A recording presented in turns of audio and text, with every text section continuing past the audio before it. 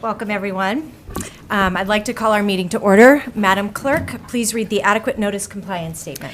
Adequate notice of this meeting has been provided by the City Clerk's office in the preparation of the Council annual meeting notice dated December 18th, 2023, which was properly distributed and posted per statutory requirements. Please be advised that fire exits are to my right, your left, and at the back of the room. The city has a listening system to assist the hearing impaired.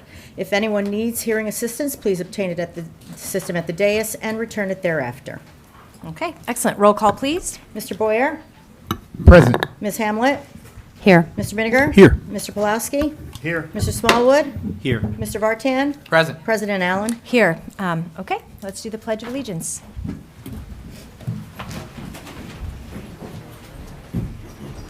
I pledge allegiance to the flag of the United States of America and to the republic for which it stands, one nation, under God, indivisible, with liberty and justice for all.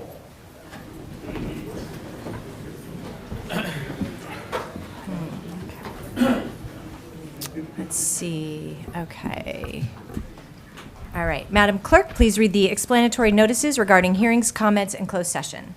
A closed session meeting as authorized by state statute was announced and held prior to the start of this meeting, and the known items for discussion were listed on the published closed session agenda. Please be advised that council meetings are broadcast live on Comcast Channel 36 and Verizon Channel 30, and rebroadcast on Thursdays and Saturdays on HTTV on Comcast 36 and Verizon 33. When invited to speak, please come to the lectern, clearly state your name and address, spell your last name, and speak into the podium microphone so that your comments can be understood by all and properly recorded. Whenever an audience or council member reads from a prepared statement, please give or email a copy to the City Clerk's office at cityclerk@cityofsummit.org. To help facilitate an orderly meeting and to permit all to be heard, speakers shall limit their comments to 3 minutes. Unless you are using an electronic device to follow the meeting agenda or need it for professional emergency contact purposes, please turn it off. Thank you. Thank you. Okay, approval of minutes. Do I have a motion to approve the regular and closed session meeting minutes of June 24th, 2024? So moved. Do I have a second? Second. Excellent. Okay, on to reports. Madam. All in favor? Oh, all in favor? Sorry. Aye. Any opposed? Motion carries. Okay, on to reports, Mayor. Thank you. Good evening. I hope everybody had a fantastic 4th of July weekend. I want to thank the Department of Community Programs, and David Guida especially, the Department of Public Works, and our police and fire departments, and our sponsor, Bristol Myers Squibb, for making the 4th of July another spectacular celebration. I want to remind everybody, Screen on the Green begins this Thursday and will take place on Thursdays during July and August. And Hot Summer Nights concerts will begin next Tuesday and continue on Tuesdays during July and August as well. Community Night for nonprofits will be July 23rd, which is Tuesday. Nonprofits who would like to participate can sign up online on the DCP website or call or email David Guida at 908-277-2932, or email is dguidajr@cityofsummit.org. These events are a great way to connect with neighbors and friends. Bring a chair, bring a blanket, sit and enjoy. That's all I have. So, yeah. Okay, excellent. Okay, one emerging issue that I'm going to kick over to Director Schrager. We had a couple water main breaks over the last week, and I just wanted to have Director Schrager give us an update. Yes, over the last few months, there's been several water main breaks, which is owned and operated by New Jersey American Water in the area of Montrose, in particular between Lowell and Webster Avenues. We have been in communication with New Jersey American Water. They don't have a specific reason for why the main keeps breaking, but you can assume it's just a very old main. It does highlight America's ongoing struggle with aging infrastructure. They will have crews out there tonight beginning some prep work to replace that main between Webster and Lowell. And additionally, they'll be doing a hydrant in that intersection in the next few weeks. And then they are looking in the next year or two to try to do more in that whole area, because that is an area that has had a fair amount of water main breaks and is the older infrastructure. So, but we are in touch with them. They did ask to remind anyone who is a customer of NJAW to go online and just make sure your contact information, email, and phone numbers are updated, because that's how they'll reach out to you with service interruptions and any other information. Excellent, thank you. I know Councilwoman Hamlet, you went there and spoke with one of the residents. Was there anything you wanted to add? I learned more about water main breaks than I probably would like to ever know, but I do think it's interesting that there are 4 or 5 in the last 5 weeks, and I know it is because of rising temperatures, and I think the water line there is from 1924. Don't quote me, but I think it's my only discussion with Director Schrager today was I really want to make sure they understand that we've had 4 to 5 in the last 5 weeks, and as I look down that road, I just want to make sure it's not happening in the next 3 to 4 weeks, and I know we'll talk more about that tomorrow. So thank you for your hard work on that. Yep, okay, thanks. Okay. Historical minute, Councilman Pulaski. Thank you, Council President. So, school's out, means we don't really have any volunteers to do these, but Nice and loud. I will try to do one on my own. I have been, so everybody knows how great our Free Public Library is, and their website is pretty fantastic too. If you want to learn what was happening on your street in the 1920s, you can look it up, and you'll see in the Herald. If you can do a search for your street. What I've been fascinated with are the yearbooks. They have every yearbook through 2018, and I'm going to see when they're going to be updating the rest. But you go through it, and you see names come up repeatedly: Badgley, Genualdi, Caparoso, and I don't even know that I ever really read my own yearbooks, front to back, but you see the time and the care that was put into these. One that caught my eye was 1942, which was, of course, was right after Pearl Harbor. And you see that Summit's own Robert Thrombley was a Navy radio host on the Oklahoma, and he died that day, and they did a dedication in memoriam. So I just want to encourage everybody who's interested in Summit history to take a look at our library. And geez, I mean, pretty much all of Summit's history is right there at the click of a mouse. Thanks. Excellent, thank you. Okay, tonight we had, if everybody could turn off their cell phones, I would truly appreciate it, just so that we're not disrupting, no beeps or rings. Hopefully, is there anyone from Pilgrim Church tonight? I just want to make sure. So unfortunately, we had a cancellation. We had to move it to July 30th. So I apologize. Our proclamation for Pilgrim is going to be in a couple weeks from now. So, okay, we had a small emergency. Okay. I'm going to switch this around a little bit. We do have a safety presentation tonight. I'm going to actually just do HTTV first, if you don't mind, only because they have some interns here tonight. So HTTV, I actually have President John Saruta here, and Amanda Olson is right there. There you are. You guys can come on up. Tonight we have HTTV joining us. And are you coming up too, John? No? Okay. Oh, I love your dress. And Amanda is HTTV station manager, so if you're all watching from home on the broadcast station, we have HTTV to thank. For nearly 50 years, HTTV has been a force behind filming our council meetings, zoning and planning meetings, and many other government and community shows. Last meeting, the City of Summit recognized these amazing interns that we have at City Hall, and it made me realize that every summer, HTTV also brings in anywhere from 4 to 10 interns over the summer and many out throughout the year, which provides an opportunity for local students getting a degree in film, communication, or broadcast to get a real-life experience at a local television station. I would say that it rivals New York City. You can do everything in Summit that you do in the city. So the City of Summit funds the station through licensing fees that are collected from Comcast and Verizon. And as we know, local programming is critical to local government. So I asked Amanda to come with her interns tonight so she could highlight what the station does with our community, recognize the work that they do, and also, recognize the work they do, and also, and also have the interns just talk a little bit about their unique opportunities and how HTTV has changed their life. Amanda? Thank you, Lisa. So hi, my name is Amanda Olson-Dazuli. I'm the station manager at HTTV, and I've been with the company for almost 10 years. Over these years, I've had over 45 interns come through the station, Amanda. and many in which have gone on Amanda, to successful. just lean into the. Oh, even more so? Oh, there okay. you go. That's really Thank you. Okay.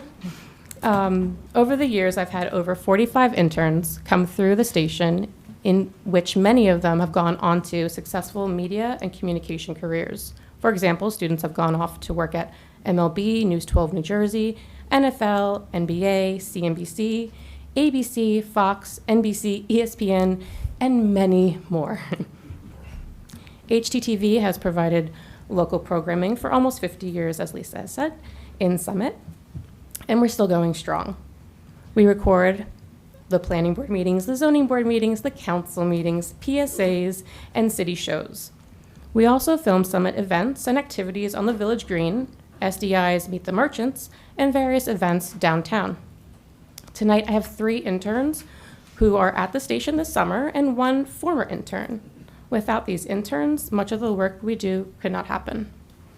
Thank you for recognizing us tonight, and it would be great if these interns could say a few short words. But before I do get into these guys coming up, I would like to tell you guys about the council about a recent interaction I had with a previous intern. A previous intern, Olivia. Olivia was an intern at HTTV in 2019. A couple of years later, she graduated from Montclair State University, and we hired her as our graphic designer / animator / production assistant. About 2 years ago, Olivia left HTTV for a full-time position at MLB. Last month, I saw that she won an Emmy for her work. Olivia yes, it's really impressive. Olivia messaged me saying the following: "Thank you so much for everything you've done for me. I wouldn't have gotten to this point without the opportunities and skills you've given me at HTTV." Olivia is just one of the many success stories I've heard from our former interns. And now I'd like to introduce you our current ones. Okay, thank you. Hi. Hello, I'm Lance Foulé. I'm a rising junior at Montclair State University. And my favorite part about being here at HTTV is I can just be very creatively ambitious when I'm there. I recently produced a segment called The Lunch Break. It's a show we have here at HTTV. And I was able to be very involved in every segment of creating a show like that. And through creating it, I made a lot of mistakes, which are lessons that I'll learn and take throughout my entire career. And for that, I'll always be grateful for HTTV. So, thank you. Thank you. I guess we should clap for each one of them.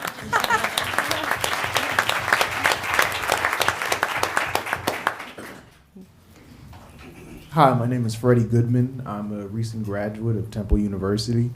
And one thing that I really enjoy about the internship is the ability to sharpen my skills as a filmmaker. Coming from film, I wasn't privy to all the techniques that went into television. And it's been great to hone those skills, and I'll use them for the rest of my life. Some of those skills include executing ideas coherently and concisely in a timely manner, kind of like what I'm doing right now. And and this has helped streamline my creative process, not just in the film, but in all of my ventures. So, Wonderful. Thank you so much.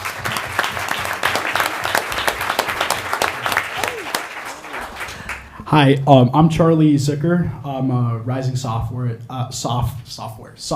at Northwestern University and an intern at HTTV.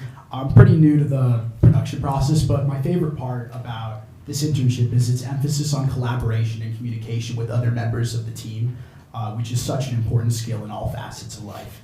Having to actively listen to and trust others toward a collective goal is prevalent in the production process, and I'm grateful for the opportunity to have people hear out my ideas, but also to help others develop their ideas in a real-world setting. Excellent. Thank you, Kelly. I gotta raise this a little bit. Yep. Hi, my name is Reed Chrisman, and I just graduated from the NYU Film and Television program, one of the most prestigious film programs across the entire country. And the only reason I was able to apply to NYU in the first place was because of this internship.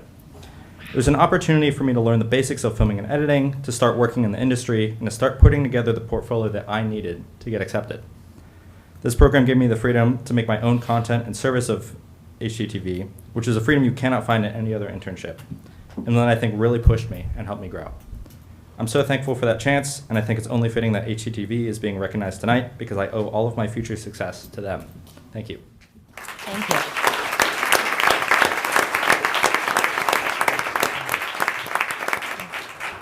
So, what's that? Oh, you know what? Can we take a picture? photo of you guys. Yeah. Oh, that'd be great. Yeah, John, you should come take a picture. Yeah. I'll have the mayor with you.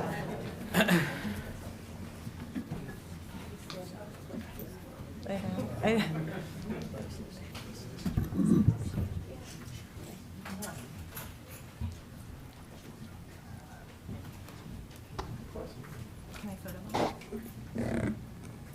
Okay, 1, 2, 3.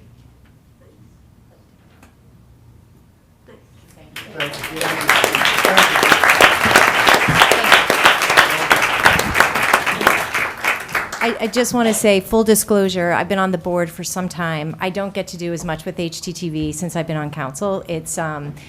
But it really fills my heart that when I hear these kids and how much it's changed their life, and these are the stories that continually happen every year, I know we're doing something right. So I just want to say thank you again. So, thanks. Okay.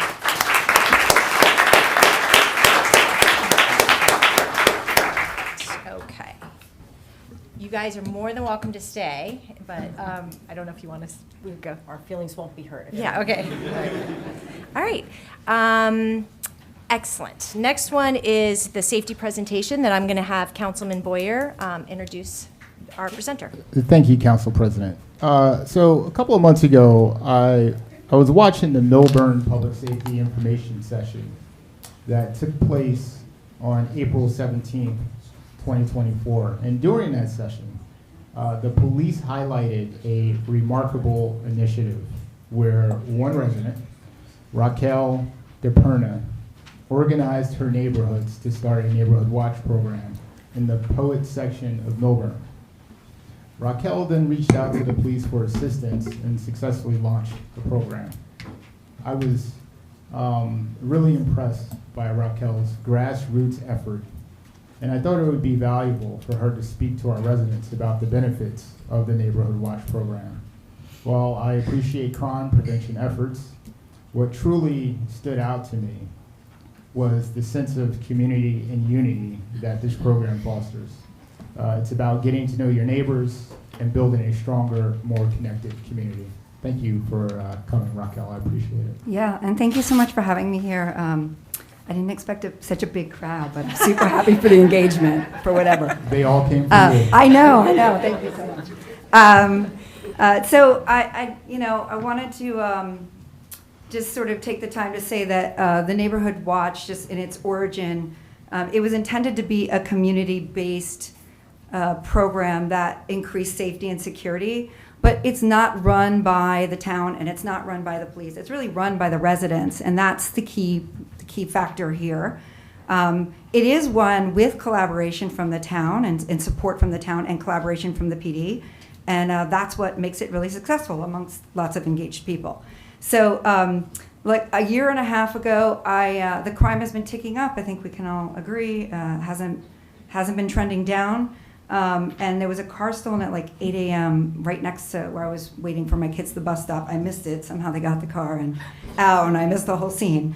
But we and many of you may have just a little text chain where we text the neighbors like, oh, just see what happened, but limitations on text. And so I decided to take my husband's little chat and turn it into a little larger scale initiative in the neighborhood. So I got like 300 people engaged within 2 minutes, and went down to the crime meeting that the Milburn police were doing and said, hey, I have this group, what do I do with them? I don't know, how can we help you? And I think coming from the sense of we need this, we need that, we're not really asking for that. We're really coming and saying, how do we help you? How do we partner with you? How do we take this group and leverage it for good? So they said, start a neighborhood watch. And I thought, that's super old school. Does that exist? And they said, no. And I said, okay. Then off we were. I found some engaged people. I started a meeting, came up with some initiatives and agenda items, and I got some really engaged neighbors to jump in and help. And so we're about a year and a half in. We're at 1,500 members. I've scaled it from 1 watch in my neighborhood to 6 watches across the town. It's really divvied by school, but as just zone-wise, just to make things simple. But some zones are a little bigger, and as things got bigger, they got split up a little more. So that was the way we got started. They vary in maturity. Some of the groups are small and some are big. The biggest one is Poets because it started first, and it's very organized and fully vetted. So at first they weren't vetted, but everyone is vetted. We know you live in the neighborhood, you've registered, and that makes us all feel safe in that environment. So that's our WhatsApp group. There is an email DL as well, but the WhatsApp group is really for real-time stuff, and the emails are for things that are not so time sensitive. So goals. Number 1, Councilman Boyer said it, building community. It doesn't work without the community. It's really about looking out for each other, having a shared sense of community, shared experiences. That brings us together. It's been pretty phenomenal. Preventing crime is a goal. We're sort of trying to deter or increase vigilance. Strengthen our relationship with the Millburn Police. It's a 2-way communication now instead of a one or one from each side. But now we're talking. There's trust and support. And then to arm residents with information. So I know that Summit has done some streaming sessions as well. We are also doing, like, on the ground, the police are working with us, and we're bringing in residents, and they're talking one-on-one, asking questions, which has been very helpful. I think also what's been helpful is it's really a positive environment. Everyone's very supportive. We all come together and lead by example, and we're looking for proactive solutions. We're not making demands, but we do have suggestions, and we are asking questions, and the police are partnering with us to make some of those things come to life, and that's been really rewarding. So we're here to do our part, and so how do the residents get involved? There's formal roles, core teams and local leaders and local voices. Some neighborhoods that are more mature have block captains per street, and they bring everyone together during times of need in terms of like needing some help with footage and whatnot. We're signaling that we're coordinating. Probably doesn't do a heck of a lot, but we know we're part of a group, and we have signs that we nail to the street with cameras above them and stickers, and we just want people to know when you come to that neighborhood, we are taking care of each other. We have a camera registration program where you can register your camera. If the Millburn Police need footage, they can access that. And then, the way that all the other residents who aren't part of our formal role play into it is they're sharing their stories. So there was a break-in, and there are, unfortunately, several. That person gets on, they share their story, we learn from that story, and then we get smarter and stronger, and we understand maybe we need to put glass break in the back of our doors, and we learn how they're getting in and why. And it's a little more information than maybe the police can officially share, but we can share amongst ourselves, spread that across all the groups. We're getting educated, reporting suspicious activity. We're watching each other's homes. We're picking up each other's mail. And we are coordinating our angles of camera footage. Okay. So the collaboration with the police and I would say the mayor and the town council really helped us get this kicked off. It is continued support that keeps it going. The police, like I said, they do information sessions. They're talking to us about what the trends are, how to protect your home, and it is really interactive, and that is the most benefit, I think, to the residents. We have direct access to ask them questions and share concerns, and we're starting to build that relationship and community. And then when we have suggestions, maybe it's town related, maybe it's police related, we can go to the business administrator for Millburn, and he's been really great about making things happen. And our Councilman Ben Stoller introduced me to Councilman Boyer, so again, the support continues. So I would say the residents and the police make it a success. What are the achievements? I think in 2 buckets of collaboration and building community. The collaboration, I think, tangibly, a lot of our, I don't want to say a lot, many of the calls that we've made have led to arrests, and that has been good to hear. The camera footage that we're providing is helping to evolve investigations. We are sort of mapping out on a map, the car hit here, it got stolen, it hit here, it hit here, it hit here, then it went to that home. So we're really kind of working together on how we draw this out and try to pull footage from everybody. We are reducing call volume to the police because we are streamlining questions through the watch. And then also the community is talking amongst each other. There's a suspicious car out there. Is that your neighbor? Is that your Uber? Who is that? If we don't know, we call it in. If somebody says, that's my babysitter, hold up, we don't bother. So it saves some call volume. And then, I think I impressed upon the two-way communication with the PD, but there's something going on. We know there's going to be police presence, or we see the drones in the air. We know, we've been educated, we've got to stay inside and let the heat sensors do their work for whoever they're going after. So we've gotten all that education. Couple small success stories that we're proud of. Very early on, there was somebody pinged the group and said, hey, a package was picked up at my door from this guy on a scooter. Is he a neighbor? Did the package get delivered to the wrong house? And then someone's like, no, but interesting, an Amex card got delivered to my door. I didn't order it. And then bam, like 50 people like, me too, me too, me too. We realized, we put it together. The guy had ordered Amex cards to everyone's door and was following the mail truck, picking them up on a scooter. But if you didn't know that there was a package and you wouldn't have known it was gone, you couldn't have figured out that there was fraud happening. It was really something we had to piece together. And then police came down, a few people lined up, took reports. It was very much more organized. Somebody got their package stolen. It happened to be like a $3,000 iPhone, iPad package. We tracked the camera footage back to the main road. We saw where he got dropped off, make and model of the car. We saw he went directly to that house. I mean, what is the deduction there? It was very targeted, and somebody knew that package was coming. So it helps when you call the police. You have a little bit of information to provide them. There was also a missing child, sadly, and we were able to track our camera footage together. So some of our success stories that we're proud of as a community. So that's and then the second achievement, I think, is just fostering community. We know our neighbors. We've had some events. We have the sessions. We had a block party for 4th of July where we closed down the streets, and I met so many more people that I hadn't met. We trust each other. There's empathy and communication, and the mature neighborhoods that's getting more active, and the ones that are growing, that we'll see that happen over time. But people talking to each other and taking care of each other, it's really just back to the basics. That's the key. And we've even found pets, and there were some missing pets that we tracked with all sorts of camera footage to help people. So I think the people I've talked to, they feel, I don't want to say people feel safer, but I think there's a sense of ease when you know what's happening. We are asking questions, police are responding. We know what's going on, so I think, and we know how to protect ourselves, so we're feeling a little more calm and connected in that, and that's very helpful. What's next for us? We're going to do some social events and walk and talks with the police and try to build that connection a little bit more. We've been having ongoing information centers, and part of what's next for us, I hope, is we're here in Summit, and I'm hoping that Summit, I'm going to say Livingston, Springfield, the towns around us that our police partner with, it would be great if we could kind of start the same thing up and connect and share stories and try to help each other. So, in conclusion, I just want to say that, nothing is really possible without the engagement members of our community.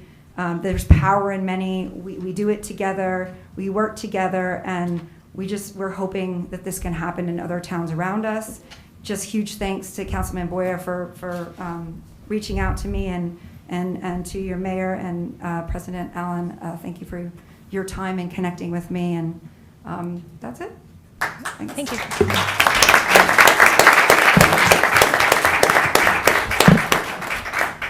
Raquel, thank you. I appreciate it. I know you want to get home and your commute from New York and everything.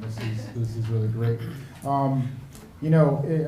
This is truly a grassroots effort. I like the idea that whoever is on council, it's not another committee where you select somebody to lead it, right? These are the residents. This is independent from city control. Working with our police department and enhancing our community safety. I think that if you are interested, at some point we'll put something out in the city so that you can call in, and we can set you up with Raquel to figure out how to get this started if the residents are interested. Right? Thank you. Thank you. Thank you, Raquel. Thank you, Councilman Boyer. Okay. Are we all set on the timer? Yep, we are. Okay. All right, then we are going to move to public comments. At this point in the meeting, council welcomes comments from any member of the public about issues that are not on tonight's business agenda. Whenever an audience or council member reads from a prepared statement or has a question, please provide a copy to the city clerk at cityclerk@cityofsummit.org. To help facilitate an orderly meeting and to permit all to be heard, speakers, please say your name, your home address, and please limit your comments to 3 minutes. Also, if you could please just, if you're representing an organization, please identify the organization. If you come up and you are, I said that. Only one speaker at a time on the floor, please. I'm actually just going to speak to you guys. There's a lot of people in this room tonight. And I assume I know what it's about, which is probably Juneteenth. I'm going to reserve my opinion and a statement.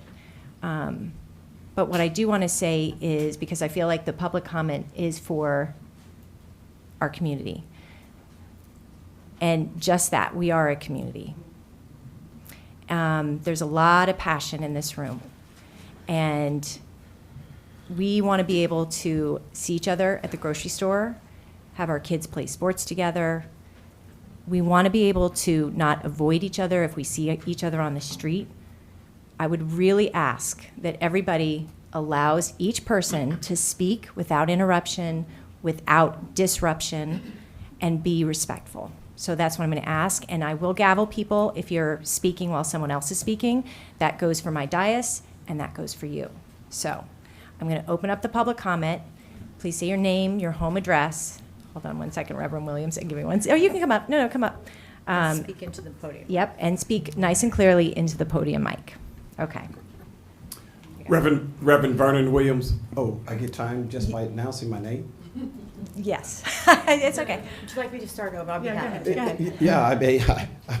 Yeah. No, as soon Reverend as Vernon Williams, Fountain Baptist Church, Yeah. 2 Frost Court, Raritan Township. Okay. I stand tonight to respond to the false allegations leveled on the all-volunteer planning committee for Juneteenth. We are a committee made up of Summit residents and community leaders. I sat on the community as a representative of the Fountain Baptist Church. I have been a pastoral leader working in Summit for 25 years. For the past 25 years, Fountain has been a religious institution in Summit for 126 years, working on many concerns and issues integral to the good of the city. The very chamber that we are sitting in are on the grounds of the old Fountain Baptist Church. Therefore, Fountain takes issue with anyone who would infer that our involvement in the Juneteenth planning was that of an outsider, a Jim Crow era trope. This was done when Councilman Boyer stated in his interview to Fox News Digital, by the way, some of the people that didn't want me to speak, they're not from this town. The committee began work as early as September 2023, developing a commemoration and celebration that would be in keeping with recognition of how blacks were denied agency and dignity of self-determination. And no time Councilman Boyer bothered to attend any of our meetings. In February, committee members remember being asked if we were ready to talk about speakers. We informed the city's representative that we were not. We discussed 3 speakers for Juneteenth, a keynote speaker, the mayor, and possibly spoken word from high school teens. At no time did anyone consider Councilman Boyer. He was just simply not on our radar to invite to speak. Hence, we cannot rescind an invitation that we never extended. On June 18th, the planning committee learned of Councilman Boyer's request to speak. In conversations with President Allen, David Guida, and eventually Councilman Small, we were informed that we had never extended an invitation. We informed that we never extended an invitation for Boyer to speak. The Juneteenth program was set, and we followed a similar format as last year. Namely, no councilman spoke, though the actual first African-American councilman, Susan Harrison, was still in office. It was then made clear to the volunteer committee that if city officials wanted to speak at the city event, they could. To this, we said multiple times, then you invite them.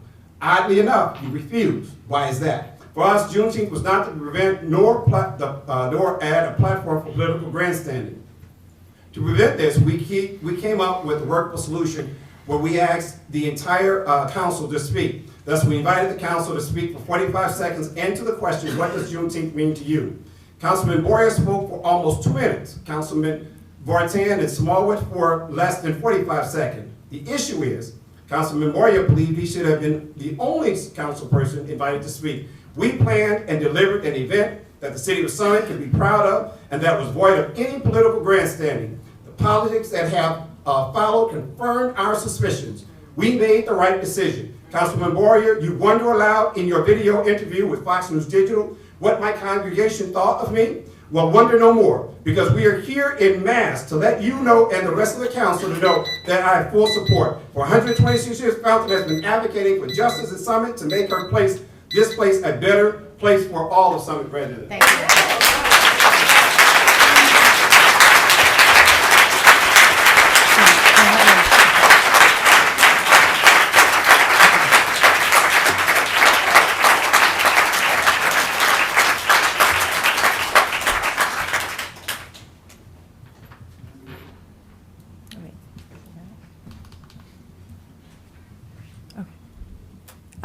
Just your name, your home address, and if you're representing an organization. Okay. My name is Johnny Rosser, 2914 Vauxhall Road, Vauxhall, New Jersey. And I am a member of Fountain Baptist Church. I'm a member of the Juneteenth Committee and have attended most of the meetings. My purpose for joining the committee was to help in the planning of the Summit Juneteenth program. I have never been asked, nor have I asked any member of the Juneteenth Committee about their political affiliation. The meeting for the 2024 Summit Juneteenth program started in the fall of 2023 and continued to June of 2024. The first mention I heard of Councilman Boyer's name was Tuesday, June 18th, 2024. The significance of Juneteenth is rooted in the Emancipation Proclamation, the 13th Amendment, and Major General Gordon Granger's General Order Number 3. Juneteenth is a day of celebration for people of African American descent. The Emancipation Proclamation changed the status of enslaved African Americans in the Confederate States from enslaved to free. It is a shame that Summit's 2024 Juneteenth Day of celebration is marred by one person's perception of political affiliation, platform, and agenda. Do you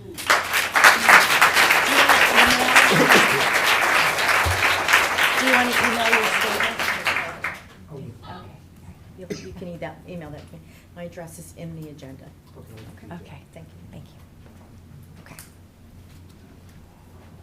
I'm just going to make an announcement. If you have a statement and you don't have it, you can't turn it over and you want to email it, okay. But if you do, if anybody has a statement, you can always email it to the clerk. So just The address is in the agenda. in the agenda. Okay. Hello, Janice McCleary, 40 Ashwood Avenue, Summit, New Jersey. I just wanted to address also on the Juneteenth event. I personally met with the mayor in May, a few weeks before the Juneteenth event, asking if she would speak. And she mentioned that she would be away. And she said Lisa Allen or Delia Hamlet would be reaching out to us. At no time did she mention anything about Jamal Boyer.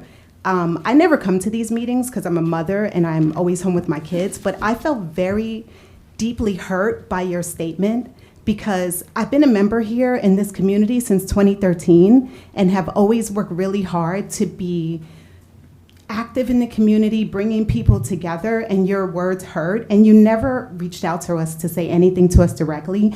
You stated your opinion for the public. Just like you reached out to the Milburn area about, hey, how do you have this neighborhood watch and you want to be so community oriented, reach out to us as well. We're the members of Summit, the Summit community that you're serving, like you said, volunteering to serve. We're volunteering our time on this Juneteenth committee. We would love the opportunity to speak with you in person and have you help us with the next Juneteenth event. Thank you. Amen.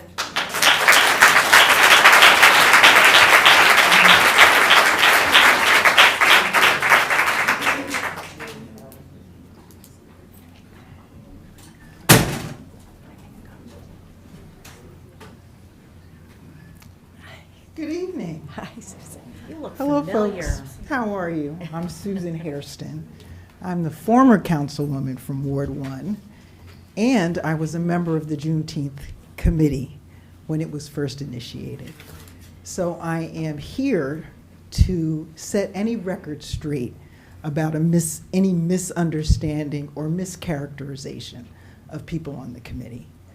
I can't say better than the woman who just spoke how disappointing and discouraging it is to have such a momentous occasion as Summit celebrating Juneteenth to be marred in nonsensical, self-serving conversation.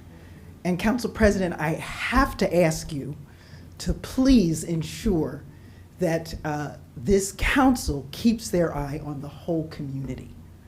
I was on that committee when it was initiated.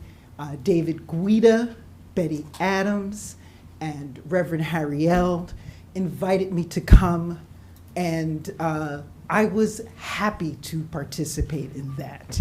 And I was happy to defer to the committee to ask them, what would you like me to speak about? This role of serving on city council is to serve the residents and to look out for the whole of the community. And I ask you to please ensure that that is the spirit in which this council takes action. Thank you.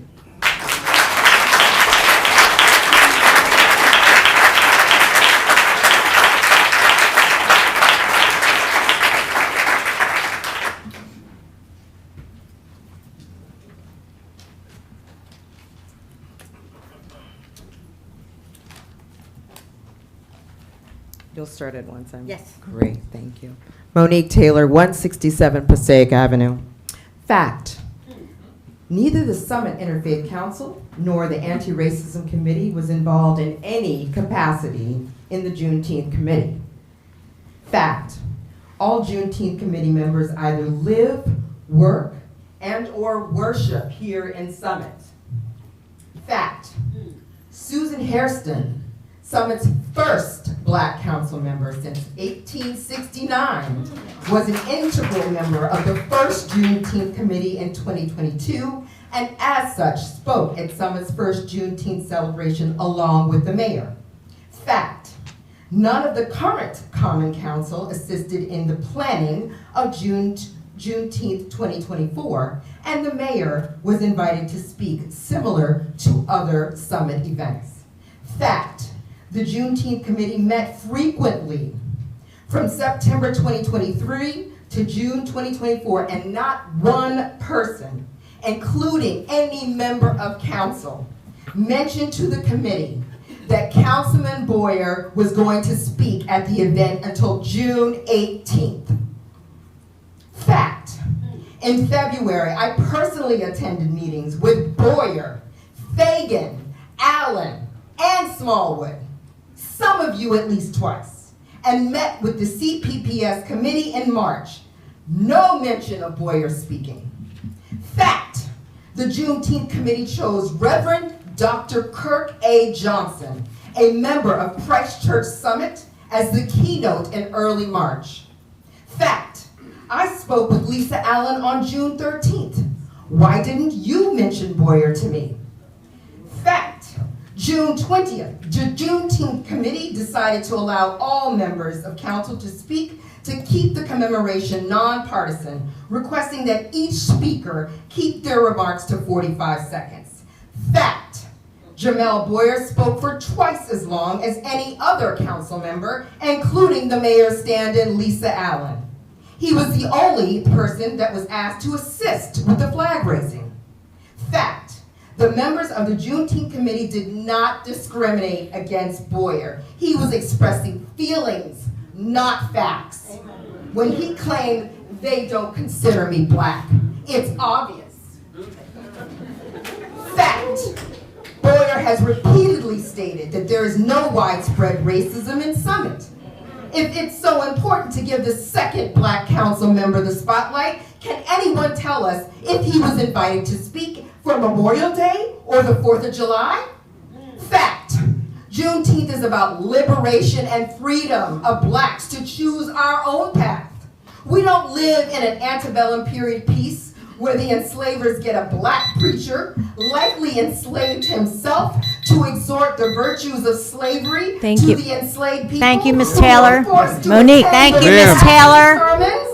Ma'am, Monique, On June You're- 21st, you're- can you cut her microphone? Summit celebrated Juneteenth, an amazing event Monique. of music. You heard me. Ms. Food, Taylor, your 3 dancing, minutes and were an up. Your time is up, ma'am. inspirational From the esteemed speaker we chose.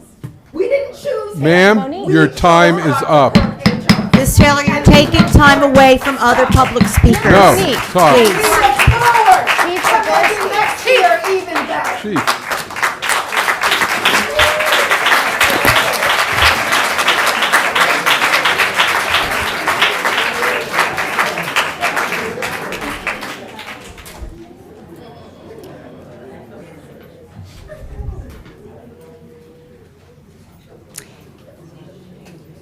I'm going to ask that everybody be respectful. There is, Respectful too. I And you understand can that, Monique. apologize to the Summit Interfaith Council and the Anti-Racism Committee. You and Boyer both. That is the respectful thing to do. You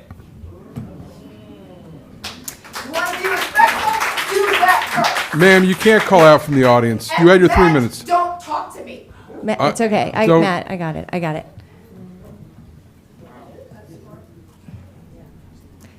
When I do not want to take the public time, but I'm going to tell you something because there are some misfacts in there. When I met with Amy, because I said the speech because the mayor was not going to be in town, and Delia Councilwoman Hamlet was not going to be in town. I met with you, Monique, and Amy, and Trevor. Yes. And I didn't know that Jamel wasn't speaking because in January, I had asked city staff and Councilman Smallwood to make sure that Councilman Boyer was on the committee and that he would be speaking. Where is it written? Ma'am, Monique, there's no like- cross dialogue. Monique, Where is it written? I have the facts. Monique, I am speaking. Where is it written? You don't have it. You guys are lying. She's just being argumentative, and I think. I know. Yes. Okay. Yeah, Needs to I would stop. So, no, and, I want to, Address the yeah, the oh, yeah, audience. the council. So, anyway, so I did not know that Jamel was speaking at that time. And it was 3 days before the event that I walked into our chief communication officer's office, and her and another employee were there talking about how the Interfaith Council didn't want Jamel to speak. And I said, what do you mean he's not speaking? I thought he was going to speak. And she said, no. And a conversation pursued, and I said, well, that's not appropriate. Jamel is our elected black councilman. It is Juneteenth. It is about liberation, and it is about freedom. And I can't imagine that this would that this would actually happen. It must be a misunderstanding. So I called, we scheduled a call. Reverend Williams, I think Monique was on there, David, me, I can't remember who else was on the first call. And the statement was that they didn't want Jamel to speak. Yeah. You said, yes. We said we never invited And I said, he is a councilman, and I don't understand why on Juneteenth you wouldn't want him to speak. And you said, yes. So, no. Guys, we have to stop the cross dialogue.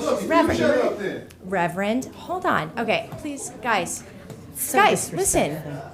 Listen. There's no need for shut up in this room. No need.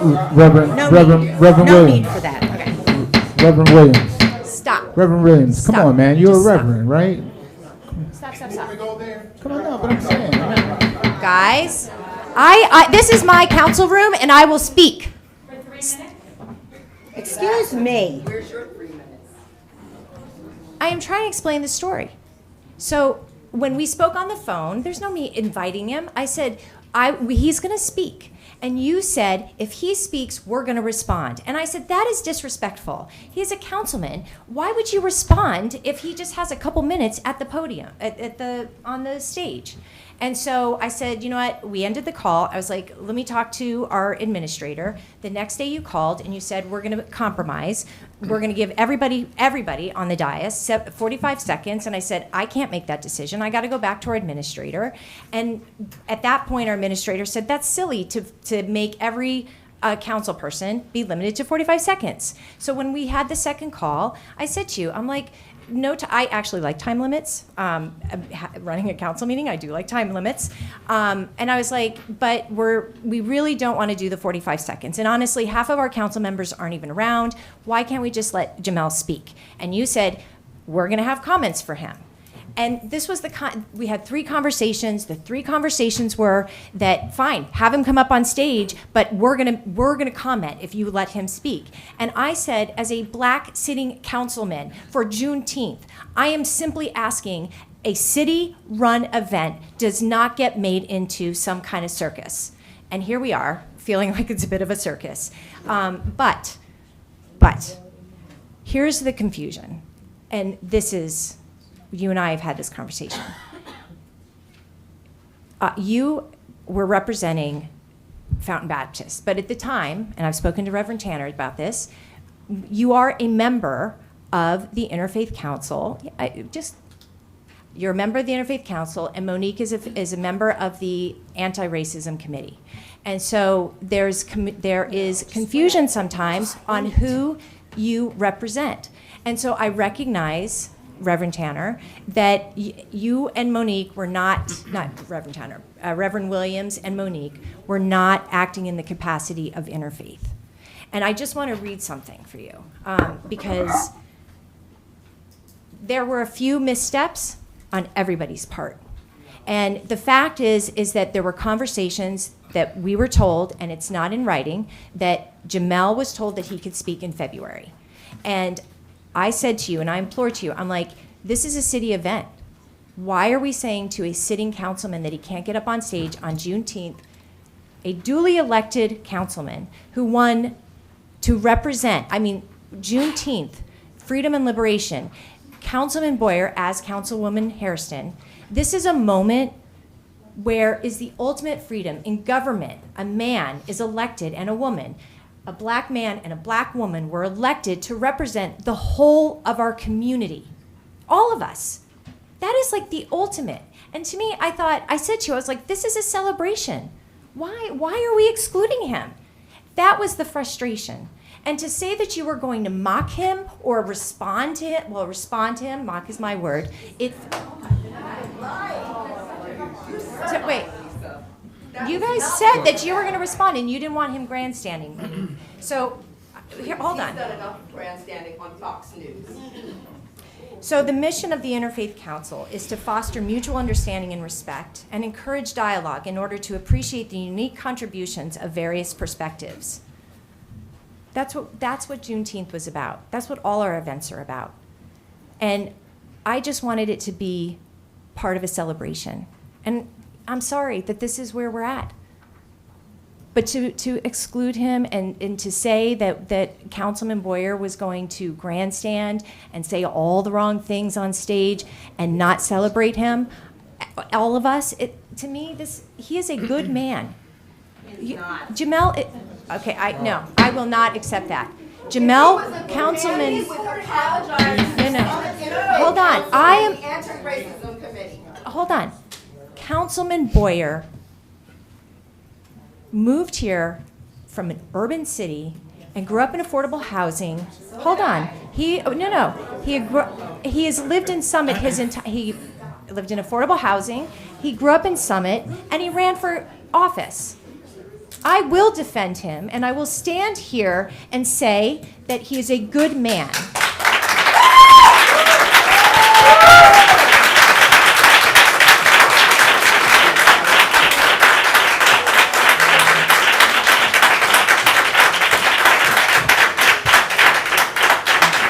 And I am willing to help. Oh, yeah, go ahead. Oh, no, through you, Council President. Can we finish with open? Yes, on public comment. So I just wanted to say, but I'm willing to do the work that it takes. So.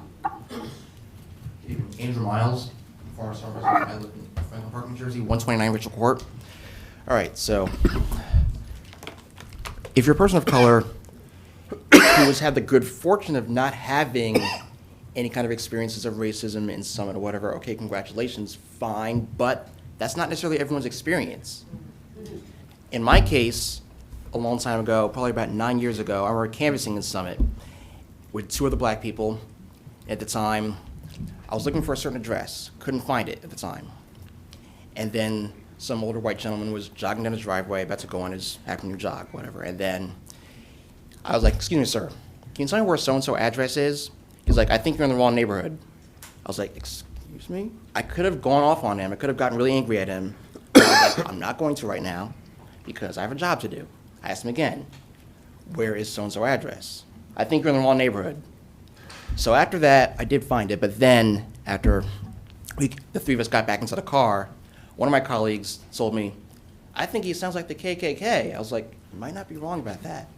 So you can't be blinded by eyesight. Just because you haven't seen something or experienced something, can't understand it, or can't explain it, doesn't mean it doesn't exist, doesn't mean it didn't happen, doesn't mean it isn't real. Don't be blinded by eyesight. Thank you. Council President, just really quickly. I think, I keep hearing this over and over again about me saying there's no racism, right? Excuse me. They can't hear out there, Lisa. Is there something we can do? This podium, you can't hear? Oh, is it the TV? The speaker is, there's a switch for the speaker. If it's on. Who do we have in the city that can help with the TV outside? Is there anybody, employee, who can help with the TV? Okay, I think Don's going, yeah. Hold on. So, Hold on. I'm sorry, give me one second. HTTV? Just to be clear, because this has been like a theme, right? I am chair of safety, and we were talking about a resident protection ordinance because car thefts and burglaries have increased over 100% in the last couple of years. Now, some members came up here and said this is going to negatively impact black and brown people. I gave an example of growing up with 17 other brothers that looked like me running all over the place, and we didn't have any issues. Specifically talking about police contact, right? Nobody ever said that racism doesn't exist or whatever. Listen, there's racist people. Let's stop play games, all right? Like this is like a talking point that I keep hearing over and over again, and it's just a lie. So I just want to clear that up. So I don't want people using that narrative over and over again. You said it. You just said it. Oh, Pops. There's something that can have racism. I've lived in Summit for 50 years. You said that.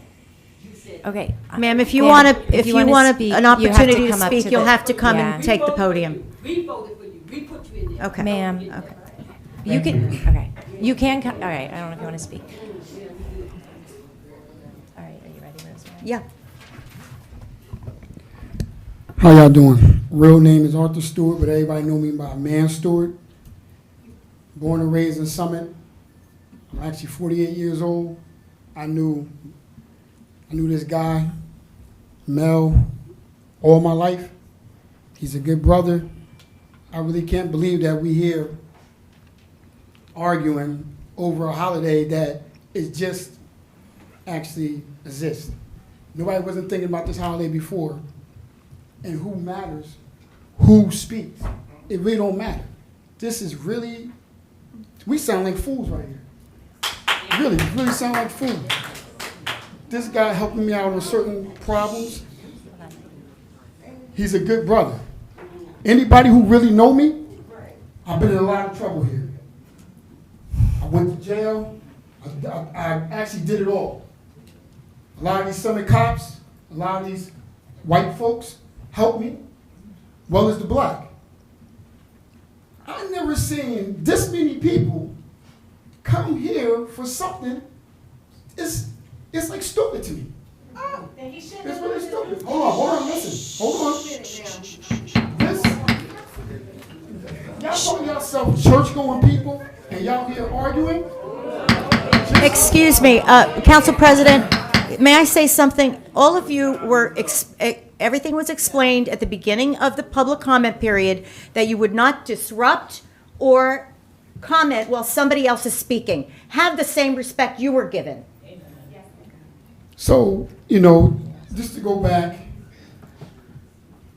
Summit people is doing a good job. It is ups and downs. I don't care who you are, what color. If you're born and raised in Summit, you are special because you got better opportunity. School, jobs, people, they come from out of town to get jobs here because it's better. I don't really understand, man, what is this really all about? You know, I really don't understand.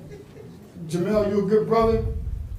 I got your back all the way, and people really know who I am. Thank you.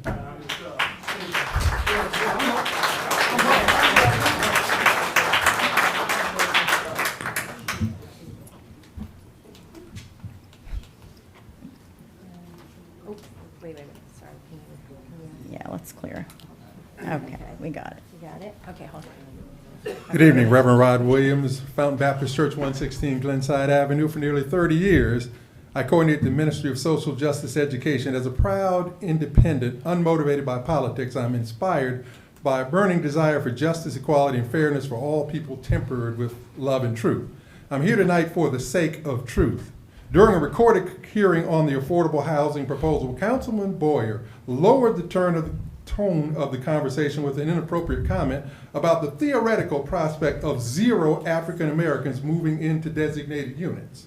After his second quote that it not be conflated with housing for black people, I challenged his premise for interjecting that non sequitur because nowhere had it been indicated that that was the intention of the plan, nor was there any reason to believe that blacks or African Americans would have any special access to said housing. I suggested that Summit's documented redlining presented an opportunity to address an injustice by including it as a consideration and not summarily ignoring it.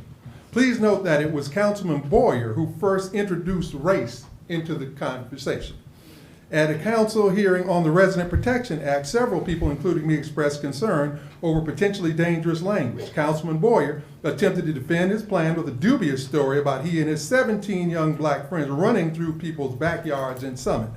During his remarks, he looked at me at the 3:08 and 40-second mark and queried, and I quote, "But I'm black though, and we can agree on that."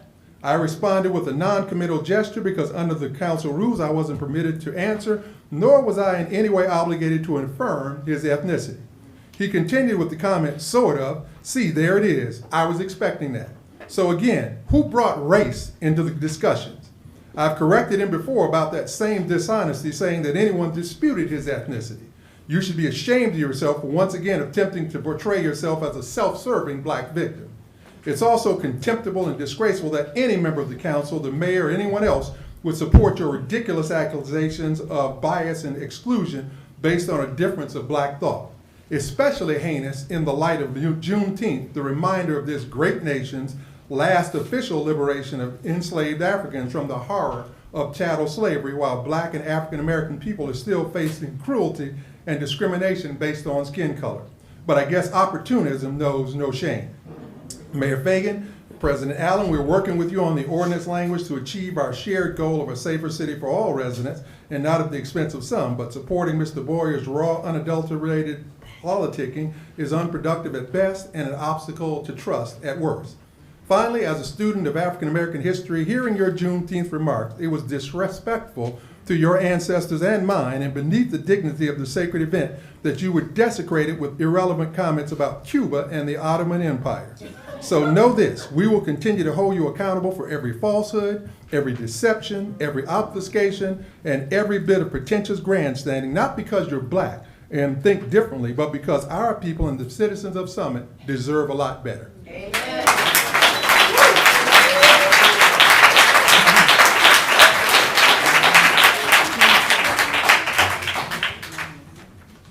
Thank you, Reverend.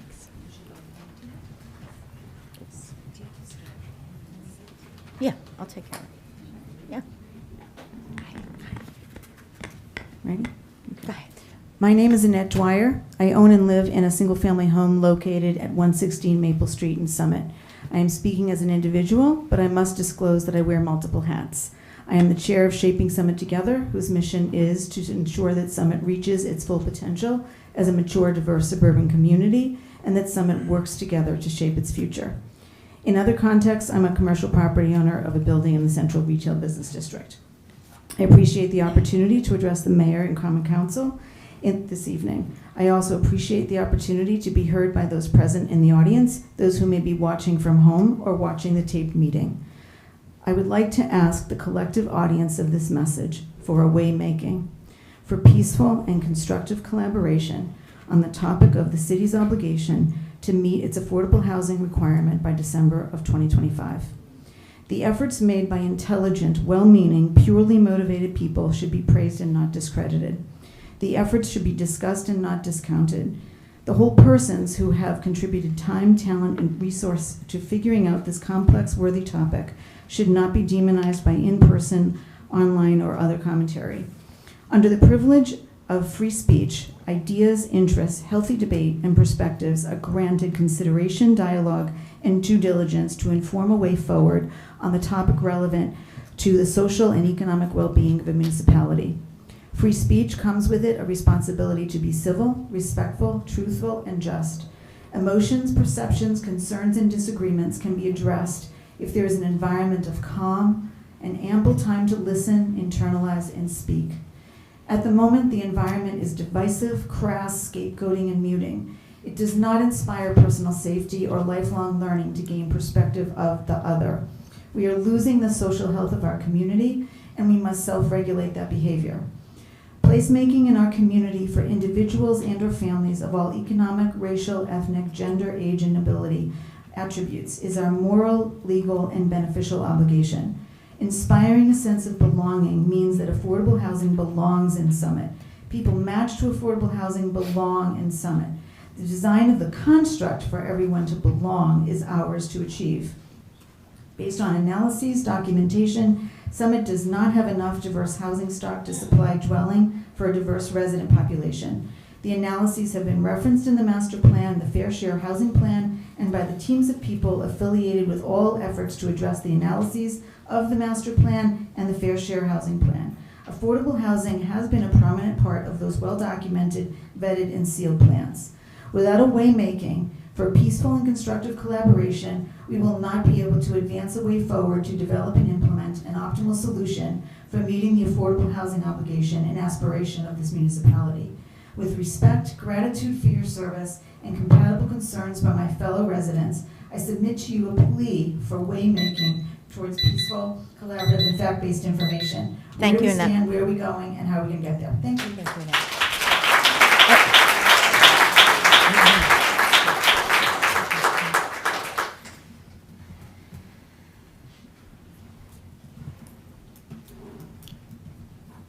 Tracy Keegan, 15 Street Tracy. Briar Road. Tracy, hold on 1 second. I just want to give you a full time. Lisa, I just have to tell you that what you just did in front of that audience was called white-splaining, and it was disgusting. There's been a staggering amount of negative press about Summit in 2024. At least 18 news pieces in the last 6 months. In the 31 years since I first moved to Summit, I have never seen council seek attention like this. This is not good for Summit. As council passed their controversial resident protection ordinance, 4 local news stations covered crime in our town, twice on CBS, as well as ABC, Fox 5, and NBC. There was another segment on June 4th on NJ12 News. Mr. Boyer referenced one of these segments at the February 6th council meeting as he discussed the supposed need for the ordinance. Who decided it was a good idea to suggest there's a crime issue in our community? This is not good for Summit. The day after council passed the ordinance, an anonymous press release in Insider NJ ended with, "The council extends its gratitude to our mayor, Elizabeth Fagan, our residents and law enforcement whose support was instrumental in the passage of this vital legislation." Who authored this? And why did council sound so dismissive of community pushback? This is not good for Summit. There was widespread reporting on a March 11th trip to Trenton in which Ms. Allen, Ms. Hamlet, and Ms. Fagan testified against affordable housing, and where Ms. Allen appeared to link affordable housing with crime, putting a target on our back. This is not good for Summit. On the same day, there was a WNYC radio segment on the controversy, featuring a clip of Ms. Allen's shocking Trenton comments. This is not good for Summit. On June 20th, a Gothamist article covered council's rejection of the at-home and Summit proposal in favor of auctioning off the firehouse property to developers. This is not good for Summit. The next day, a city press release defended council's rejection of the At Home in Summit proposal, accused volunteers of seeking profit, and defamed several community leaders. It was texted to thousands of residents and remains on the city website. This is not good for Summit. And finally, Mr. Boyer disparaged organizers of Juneteenth for weeks in statements at a council meeting, in a Happened to Summit article, in an Outkick article, in a Fox News article, in a Fox News Live interview, and in a BizPac Review article. None of this is good for Summit, and it's all a result of elected officials seeking the spotlight. I implore the council majority to stop the attention seeking, focus on the jobs that you were elected to do what you can to repair Summit's reputation, and seek the city's welfare and success, not your own. Amen.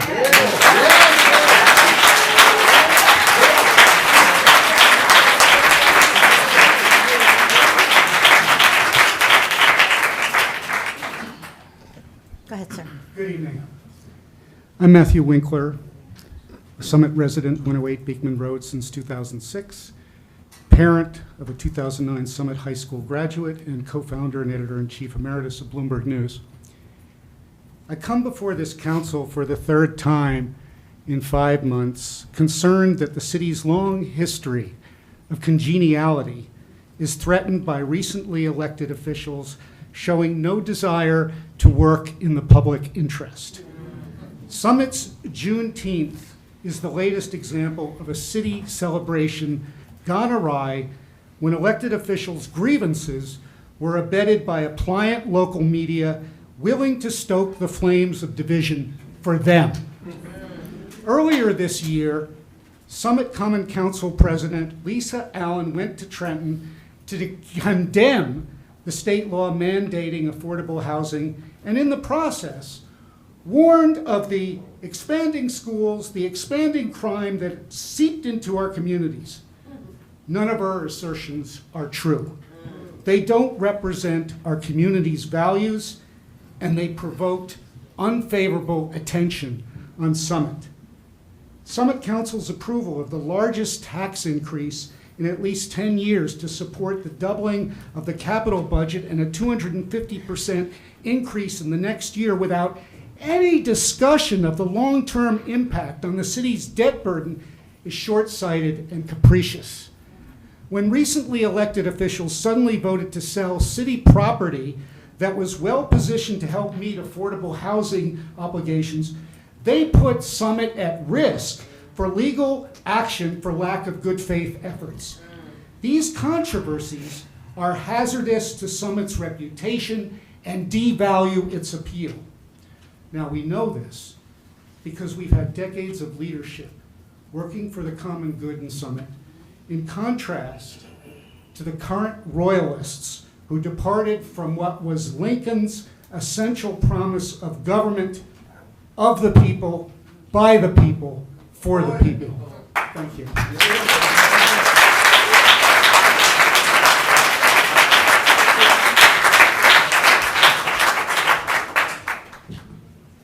Hello, my name is Lisa DeVries, and I live at 153 Maple Street here in Summit. I came here tonight to support a member of my community whose daughter goes to school with my daughter. And I understand there may be different sides of stories and different opinions, and I'm learning more information tonight as I sit here, but I'm respectful of both sides of the situation. But I came here to support my daughter's schoolmate whose father has been nothing but kind to my family. So Councilman Boyer, I was here tonight to support you because I care. I certainly can't comment. I'm clearly of a different race than some folks here, that's clear. But I am a woman. Women have also been discriminated for years. I'm a member of a certain religion that has also had discrimination. We've all touched it in different ways. Obviously some much more than others, but we all understand the hurt that comes with it. And I just ask that we all be respectful because we're all volunteers. We all want the best. We all came to Summit. I grew up in Baltimore. the suburbs of Baltimore in a very diverse community. I chose Summit for a reason. My husband had colleagues that lived in Madison and Chatham, and I went and I was like, oh yeah, they're nice, and everything was fine, but I was looking for a little something different. I got to Summit, I said, this is what I'm talking about. It's got a little bit of like I wanted to raise my family here because of the diversity. I didn't want a cookie cutter life. I wanted diverse thoughts, not just race, not just gender, not just sexuality, not just socioeconomic. I wanted diversity of thought as well. So I encourage everyone to respect the differences of thought. And I just have to comment when people say there's not a crime problem. When I moved here, my 1-year-old son was in the home with me, and our home was invaded at 5 a.m. in the morning when my husband left for work. And I was scared out of my mind. My 14-year-old's friend was at home sick from school. He's 14, so his mother was not home. She was at work. And there was an invasion in his house where he had to jump out of the second-story window. I have clubs that sit on, I don't have the luxury of having a garage, okay? I live in a small home, I don't have a garage. I have clubs, like the things that we used in the 80s, because all of my friends' cars have gotten stolen. So there is a crime problem. So I would just say that I'm a citizen, and I believe, in my experience, I elected a lot of you folks because of your stance on crime. So I don't want to leave tonight without expressing my opinion that, and I understand there's another side to it, but I definitely see an increase in crime. Our kids see it. My child was walking, she's 14, and has my children are scared. Thank you, Mr. Reese.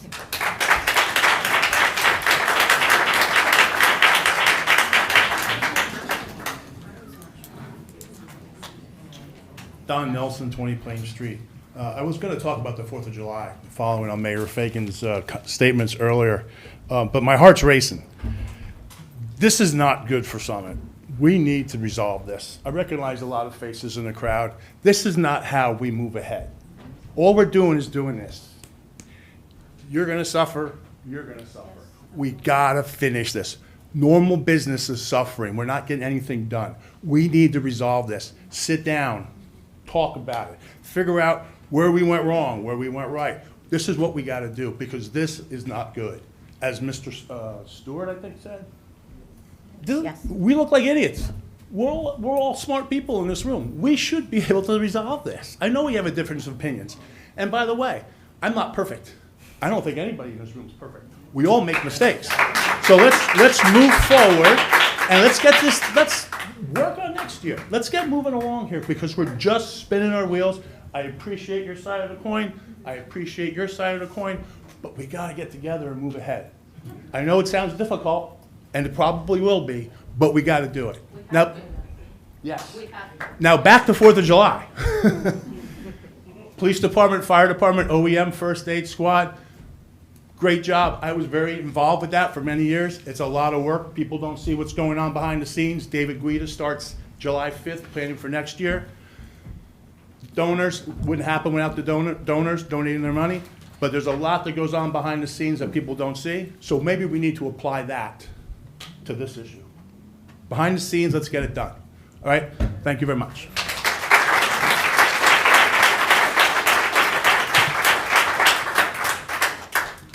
Hello, everyone. I'm Jason Holmes, 3 Dennis Place. I grew up on 35 Park Avenue, Summit, New Jersey. My mother's sitting right here. She graduated in Summit. My father was a police officer here, okay, for 26 years. I knew the chief when he was coming on. I normally don't come to this stuff. I don't really care about politics and all that stuff. I got other things to do.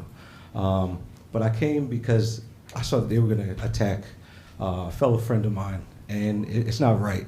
I know that maybe he made a mistake on something, but I think there's a better way that we could have resolved this, and I just feel for him. We have to do better as a community. Either way, period.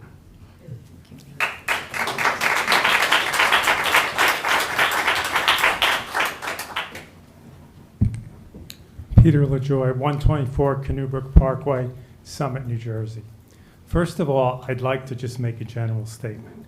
Nobody here knows what has walked in any of our shoes. and no one knows what we've experienced and where we came from and how we got here. So the first thing we have to start is respecting each other. As to Mr. Bloomberg and Ms. Keegan, to continue to be frustrated because they lost the election last year and tried to turn this into an election issue again and again and again, good luck. But we know what you're saying. We hear it loud and clear. It comes through. You didn't win. And the budget, by the way, just so everybody knows, was put together by the prior council, who supposedly was so royal. But they put together the budget, they put together the capital budget, they put together the plan with the city administrator, and they basically delivered it and dropped it on this council's lap with a few weeks to adopt it. So to blame this council on all of the sins of the past 10 years of a group that couldn't even get a building built properly, I'm sorry, I disagree. But my overriding comment tonight is we really need to start thinking about each other and walking in each other's shoes and understanding that we all came from different places and come from different places, suffer different things, and have had to live through different things. And I agree that it's time to put this thing behind us and sit down just like the 4th of July and just like everything else we do in Summit and work this out. But Ms. Keegan and Mr. Bloomberg, we don't need your moralizing. We really don't. Please tell them to address you and stop making complaints. It's not going to help anything.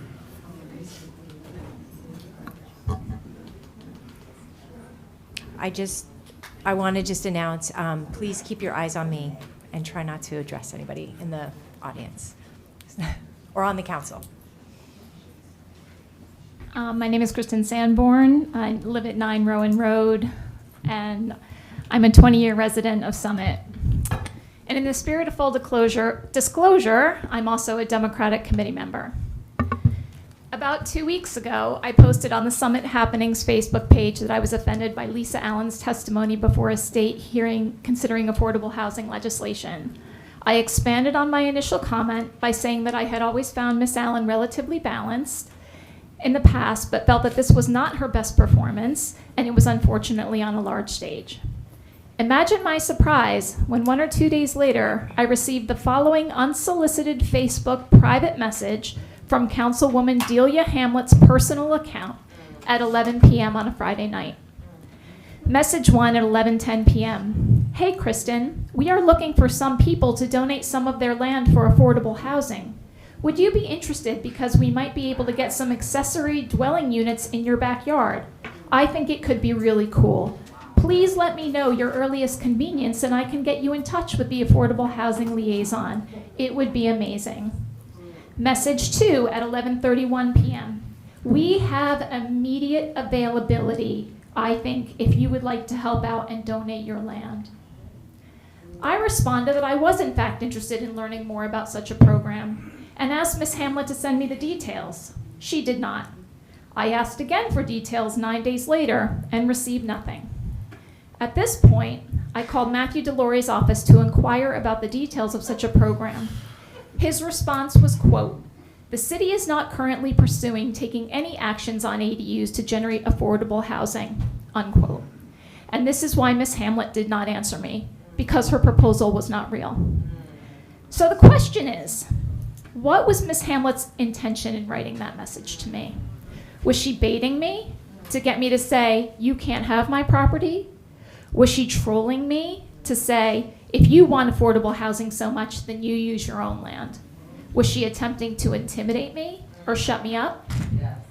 The only messages I have received from Ms. Hamlet prior to this incident were requests to transport her daughter home from Lake Hopatcong, as she and my son are members of the same small rowing club there. Which leads me to the broader point of my statement here tonight. We are neighbors who depend on each other. Of course, we have policy differences, but we should be able to safely and maturely articulate those differences. Affordable housing is a serious topic. Councilwoman Hamlet, you were elected to seriously address such important topics and to make Summit a better place. not to bait or troll your constituents. Your message late that Friday night from a Facebook account on which you continue to post was highly inappropriate and makes me wonder what you've done to others with whom you've had more substantive disagreements.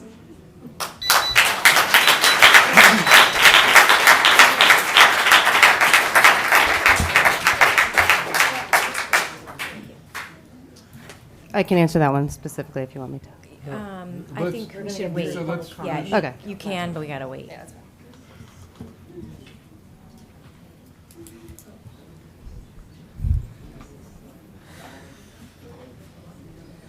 Good evening. Willie Francois, Senior Pastor of Fountain Baptist Church, 116 Glenside Avenue. I'm very new to our town, to our community, and I count it a privilege to be a part of this community that has the potential for transformative diversity, has opportunities to think about what it means for us to practice democracy, to practice civility with one another. And tonight has not been the greatest example of that, but for some reason I still have great hope and great optimism that being in, working and worshiping in a city like Summit holds opportunities for us to think deeply about what it means to do justice. I'm a pastor. I don't pastor a Democratic church. I don't pastor a Republican church. I pastor a church that is committed to love, committed to dignity, and committed to justice. And that is why Reverend Williams was a part of this committee to celebrate Juneteenth as a representative of Fountain, because we're committed to justice, we're committed to love, and we're committed to human decency, things that are being crucified right now by so much public behavior, by people who are elected and some who are not elected. I want to be clear that it may feel as if Brother Boyer is being attacked here today, and some may have personal vendettas against him, but I believe that he is a good man. I believe he's good to his family, he's good to his children. I believe he's good to those who know him. But this is not about whether or not Brother Boyer is a good man. This is about who he is as a public servant. And as a public servant, he is always eligible for critique. As a public servant, he is eligible to be held accountable, like all of you are. You sign up to be held accountable. So I want it to be very clear that the position that the Fountain leader that spoke first today has, it's not about who Brother Boyer is as a person. This is about policy. I'm a son of Galveston, Texas. That is the birthplace of Juneteenth. I've celebrated Juneteenth every year for the 37 years that I've been alive. It's a tradition in my family that we've celebrated Juneteenth. And Juneteenth is a moment where we do not just celebrate the end of slavery, because technically slavery did not end on that day. It ended a few months later. But Juneteenth has to be an opportunity for us to think about where we go next, to think about how we fulfill the unfinished work of Reconstruction and the unfinished work of the Civil Rights Movement. The refusal to expand affordable housing is a threat to the spirit of Juneteenth. To not take seriously that when some people say crime, they actually mean black and brown, is to not take seriously the spirit of Juneteenth. All of the things that you've heard that have been critiques of Brother Boyer are a part of the spirit that we want to live out Juneteenth as more than just a holiday, but a call to action. Thank you, Pastor. To fulfill Reconstruction and civil rights. Thank you, Pastor.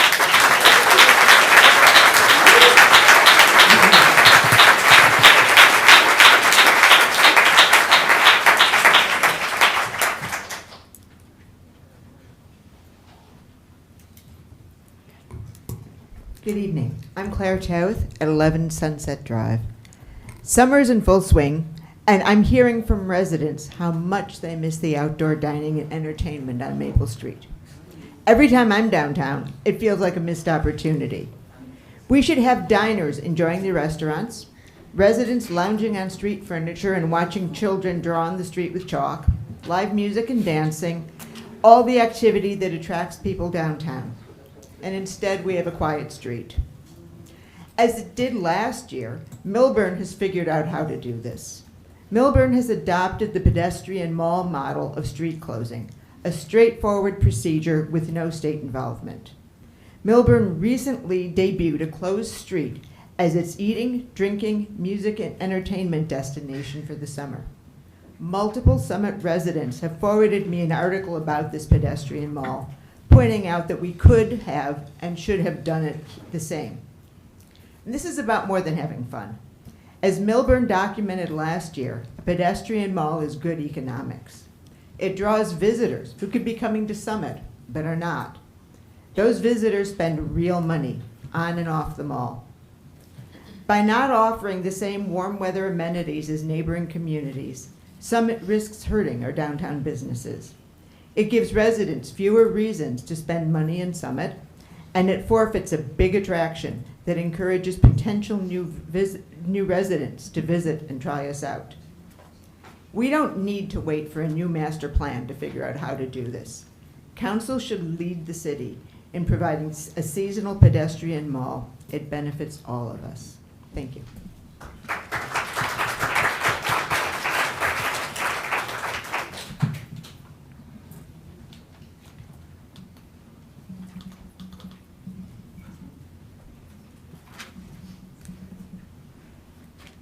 Hi, I'm Vicki Freeman, 46 Shadyside Avenue. I came here to express support for Councilman Boyer. The councilman had a bad experience dealing with the Juneteenth committee, and he spoke his truth. He is free to do that. We have all noticed the increasingly partisan nature of public events in Summit since 2016. The angry voices of Summit Marches On and other partisan groups have torn our town apart, pitting neighbor against neighbor. There has been a great deal of partisan bickering surrounding many events that I've seen in recent years as a citizen of Summit. The Day of Pride, the gun violence rally, and now Juneteenth. Summit Marches On even found a way to negatively politicize Halloween last fall. I believe Councilman Boyer when he says he was discriminated against because of his political affiliation. Instead of an apology for his voiced experience, Councilman Boyer has received nothing but more abuse from these angry partisans. It's wrong. The citizens of Summit have had enough. It's time to come together and show respect for each other and those on the opposite side of the aisle. It's time for these divisive forces to change their ways. Thank you, Councilman Boyer, for speaking your truth and telling us your experience. I hope it inspires change here in Summit. Please don't be discouraged or intimidated from continuing to do so in the future. Thank you.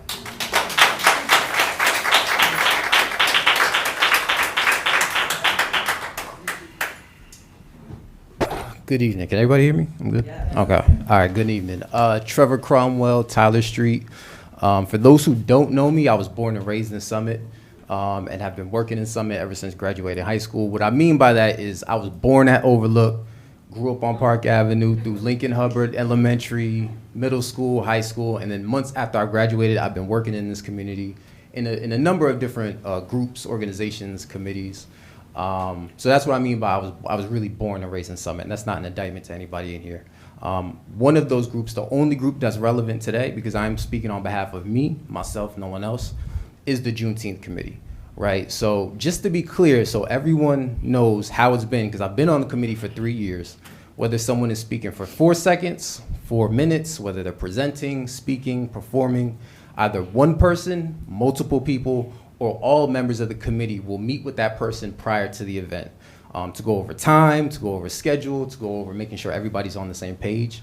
In 3 years, the only person that didn't go through that process was Councilman Boyer. And that's because of some of the things that were said today. No one told us that he was planning or promised to speak. I don't know what happened. Till days before the event. We didn't know in February that he was told he was going to speak. If that's the case, then through all the emails and conversations we were having with city officials, somebody at some point probably would have said, "When's Jamel speaking? Why isn't he on the schedule?" Right? Lisa, you spoke to that. You and I and Monique spoke June 13th, 10th, whatever, just a couple weeks before the event. Again, as you mentioned, nobody brought up Jamel speaking. The only time I was a part of any conversation about Jamel was the morning of the event, just hours before we were supposed to go. And the only thing I said on that call was, before we get to who's speaking and what they're talking about, why are we having this conversation now, right? This is something that should have been planned out. We have everything planned out to the final minute. We've crossed all our T's, dotted all our I's, and that's what this issue is about. I can't allow anybody to make this about politics. Most of the committee members respectfully don't even know who you are to have an issue with your politics, respectfully. And I know I got some laughs, but I'm being honest, and that's part of the problem. We didn't know what Jamel was gonna say. We didn't know him. None of the committee members had a chance to meet with you, and that's what this really is about. The reason you're getting this energy today isn't because we have an issue with Jamel Boyer, it's that we have an issue with what he said. Because maybe he has an issue with one or two people, but everybody that's been a part of that committee that attended one meeting or helped plan it, he said that I don't want to quote you, have an issue because you're a black Republican and we don't believe you're black. I don't know you to call you a liar respectfully, but that statement was a lie. We saw the council stand up and applaud that lie. And now we have this division because we all know how divisive politics and race is today. I didn't even want to come here. I'm annoyed and frustrated that I even have to be here. But we're talking about respect. The respectful thing would have had a conversation before you made those comments public and brought this energy to the council.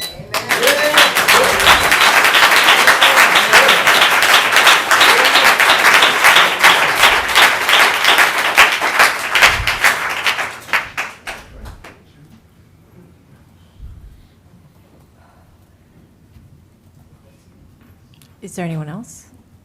I saw people getting.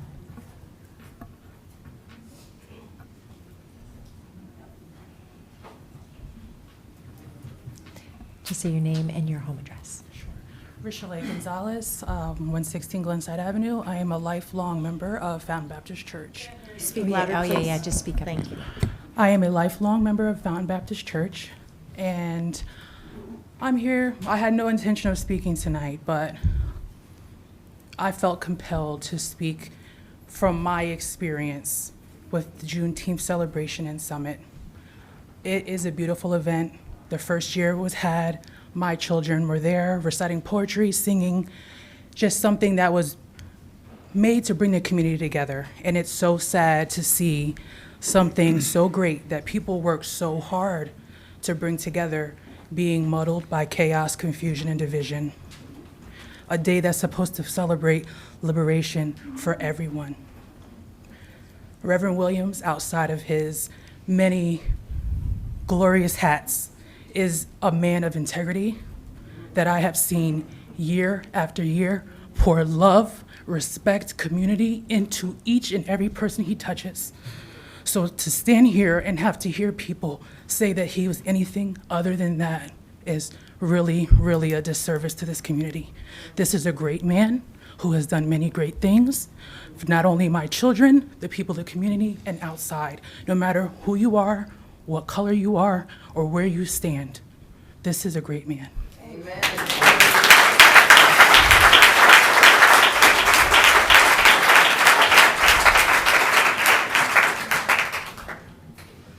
Hi, Stacey Allen at Plymouth Road, 17 Plymouth Road.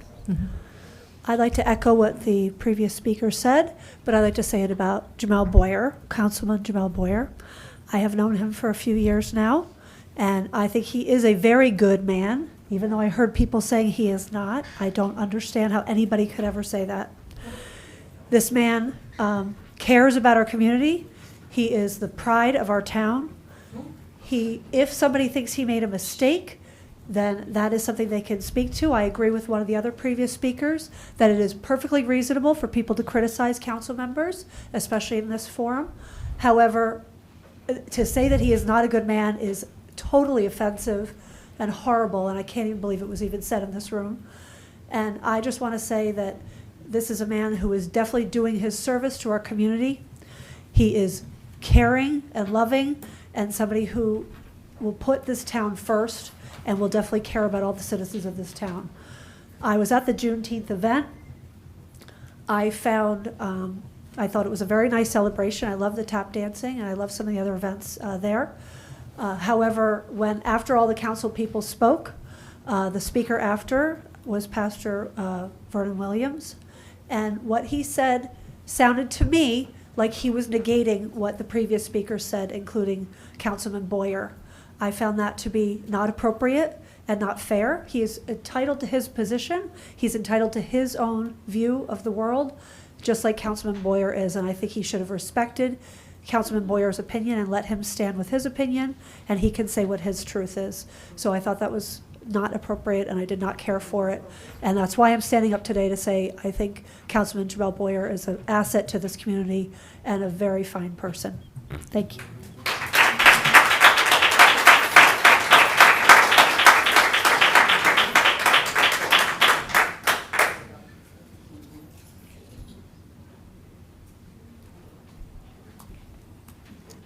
Hi, good evening, everyone. My name is Stephanie Ward. I normally don't do things like this either, and I think my church family, Fountain Baptist Church, they could attest to that as well. When I heard about the fact that this was going to be taking place tonight, I'm going to have to use a big word that came to my heart: flabbergasted. Absolutely flabbergasted. And I mean that in the most positive, constructive way, even though it's not really a positive, constructive word. And the reason that came to my heart is because I know both entities when it comes to the situation with Juneteenth. I wasn't there. I was at the presentation the year before last. Maybe it was last year. But it was beautiful. I don't know all of the facts of what was happening this year and what's been going on, other than mainly of what I've heard tonight and the fact that this was going to be happening. What I know about Fountain Baptist Church, it is an absolutely beautiful church. It absolutely has the best interests of the city of Summit and nationwide, worldwide. I know that factually. And so I know that there would never be any ill intent for anything in Summit or nationwide that would come from Fountain Baptist Church. I know that.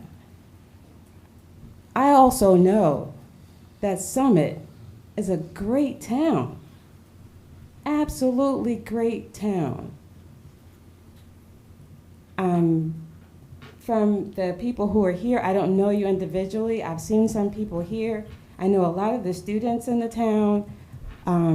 It's a very quaint town. I mean, very good things about it. So I just really hope that I would like to mimic what some people have already said, that it's time to move forward, that we could get together, you know, the two entities, and put this aside and work to make it better going forward. And I really feel from the depths of my soul that this moment, this time, is the catalyst for that change. Because sometimes this is the way change takes place. You bring forward the issues that are at stake, or whatever the issues may be, and you put them on the table and you work to resolve them. And I think this is the start of that, and I look forward to the change and how it's going to be so much better going forward. Thank you.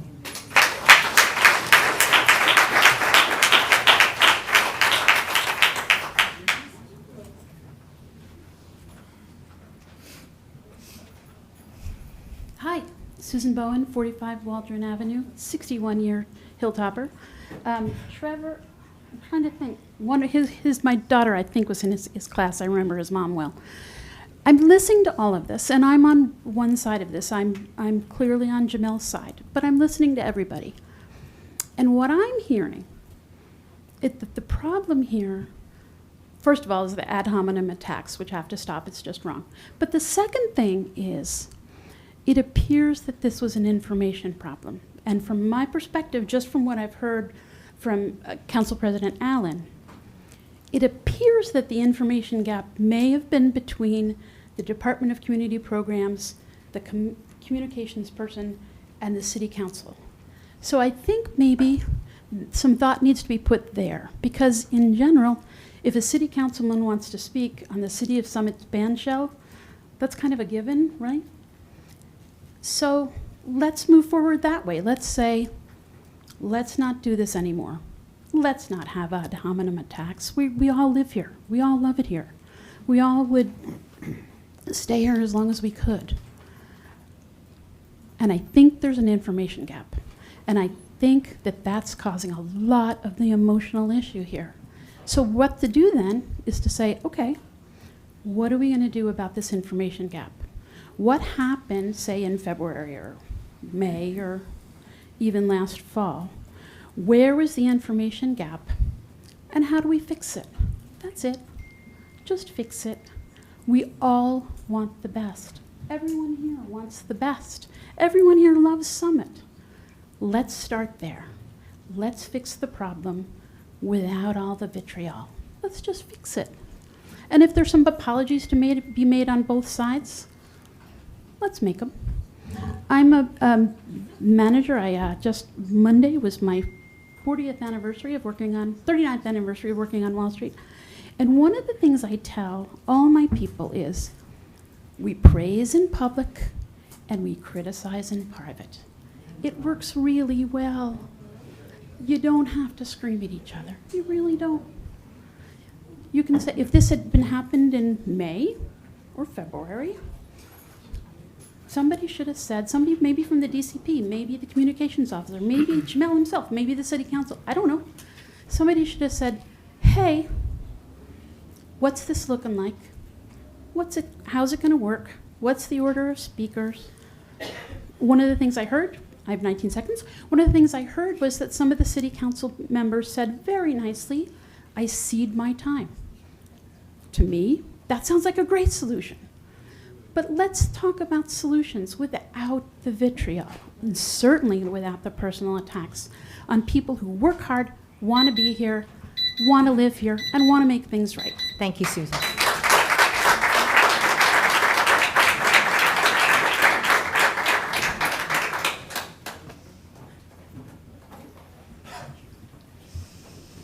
Is there anyone else?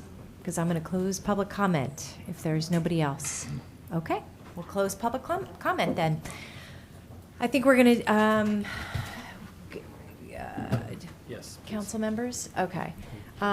So we're going to close public comment. I'm going to give the council members an opportunity to say anything that they would like to say. I'm just going to kind of go around the dais. Councilman Smallwood, did you say you want to speak? I can. Oh, yeah. No, I didn't know if you wanted to. Sure. Okay. So I was the council liaison to the Department of Community Programs. And typically from my understanding, the events that are put on by the city of Summit and Kevin, can you just pull your microphone closer? From my understanding in the short period of time that I've been here, even though I'm the liaison to the Department of Community Programs, it's really up to the Department of Community Programs with Mark and David setting the agendas for the events that go on. And, you know, I mentioned to David and Mark when it came to the Juneteenth event that Jamel would like to speak. And I was told that, you know, that was conveyed to the Juneteenth committee in February. And he was told that the Juneteenth committee was not ready to discuss speakers at the time. I wasn't involved in any of the other planning, which I don't feel like I should have been. It's, you know, it's the Department of Community Programs, the Juneteenth Advisory Board that I would trust to put that together. I was involved in two conversations. One was about a budget, and the other one was, I believe, the day before or the morning of the event itself, and that was regarding Councilman Boyer speaking.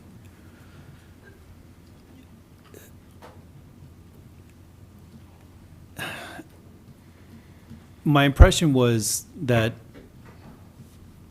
you know, there was an ultimate miscommunication, an ultimate breakdown of the Department of Community Programs, the Juneteenth Advisory Committee, about the complete agenda.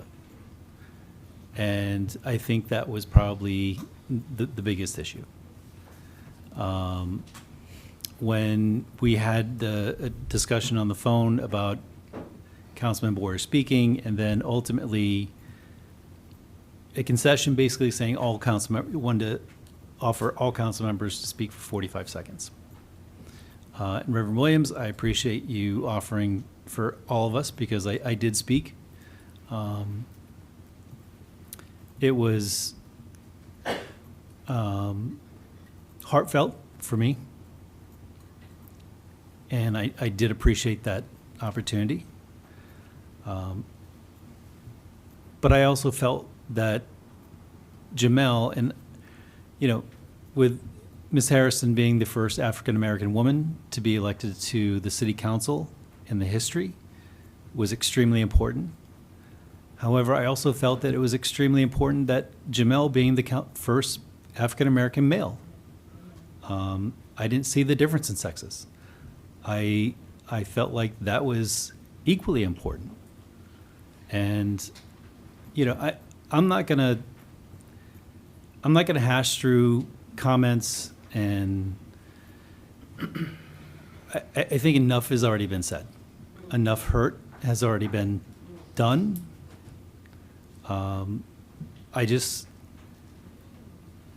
If I'm on the Department of Community Programs next year, I certainly will make sure that the Department of Community Programs and the Juneteenth and any other event advisory board has much better communication, and so that there are no last-minute surprises, last-minute changes, and everyone involved in all of the events are well aware of what will happen on that day. There's nothing that we can do about the past. The only thing that we can do now is to learn from this experience. We are all neighbors, whether we all live here, worship here, or work here. And I will do my part as the Department of Community Programs liaison to work with the advisory committees so that we don't have any other misunderstandings going forward.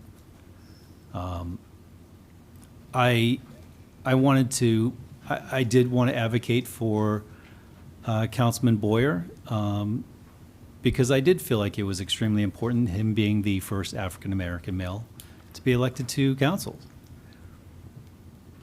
As a Caucasian male, I don't know what that means. He does.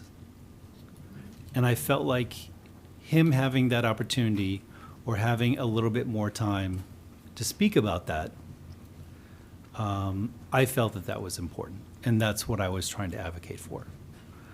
I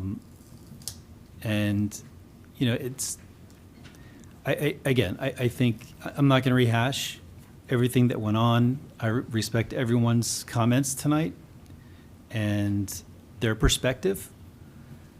And I think from this point forward, I think there needs to be some discussions behind the scenes. And I really liked Ms. Bowen's comment, thank you, about, praise everyone publicly, criticize privately. There she is, sorry. I thought that hit home with me, so thank you for that. This is a very public forum. In the 6 months that I've been here, I choose my words wisely, and I want to make sure that the temperature of this room. I appreciate everyone being here, and I love the engagement.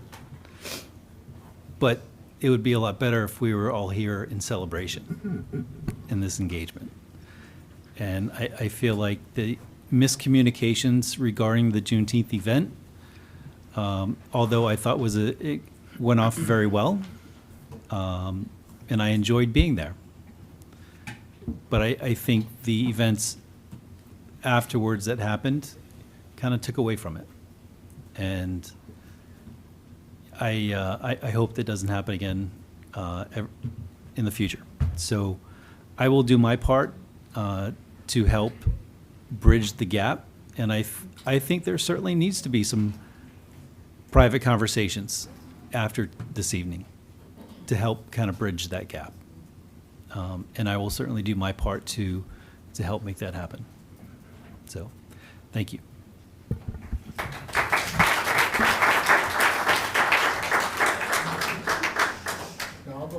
Okay. Councilman Bartan?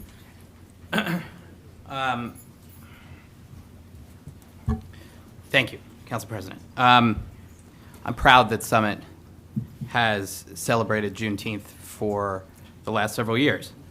I have never been part of the planning committee or the planning of the event at all. This year I was honored to be asked to speak, and I did so. I spoke about the tragedy of slavery, the continuing effects of systemic racism, and my own commitment as an extremely privileged elected official to use that privilege to pursue justice and equity for our community and the people I'm honored to serve. So I'm compelled to defend our institutions, those institutions that provide in this community moral leadership, institutions like the Interfaith Council, which has been tough on both Republican and Democratic councils. They advocate for the gospel, and they advocate for what they believe is the moral obligation of this city. And I think it is disappointing that they have been attacked. And I think I agree with my colleague, Kevin, that it is heartbreaking the way that this has divided this community. And speaking for me, I know my role is also to advocate for things like affordable housing, which brings me to the next topic, which is I don't know if she's still here, but I do want to thank Kristen Sanborn for her bravery in coming here and telling us about this experience that she had. I've been on council for 6 years. I've been council president for 1. I don't think I've ever sent any message about city business at 11 o'clock on a Friday. Definitely not from my personal Facebook page, and definitely not about a program that doesn't exist. So I just want to tell Kristen that I will be following up and looking into this situation. Thank you.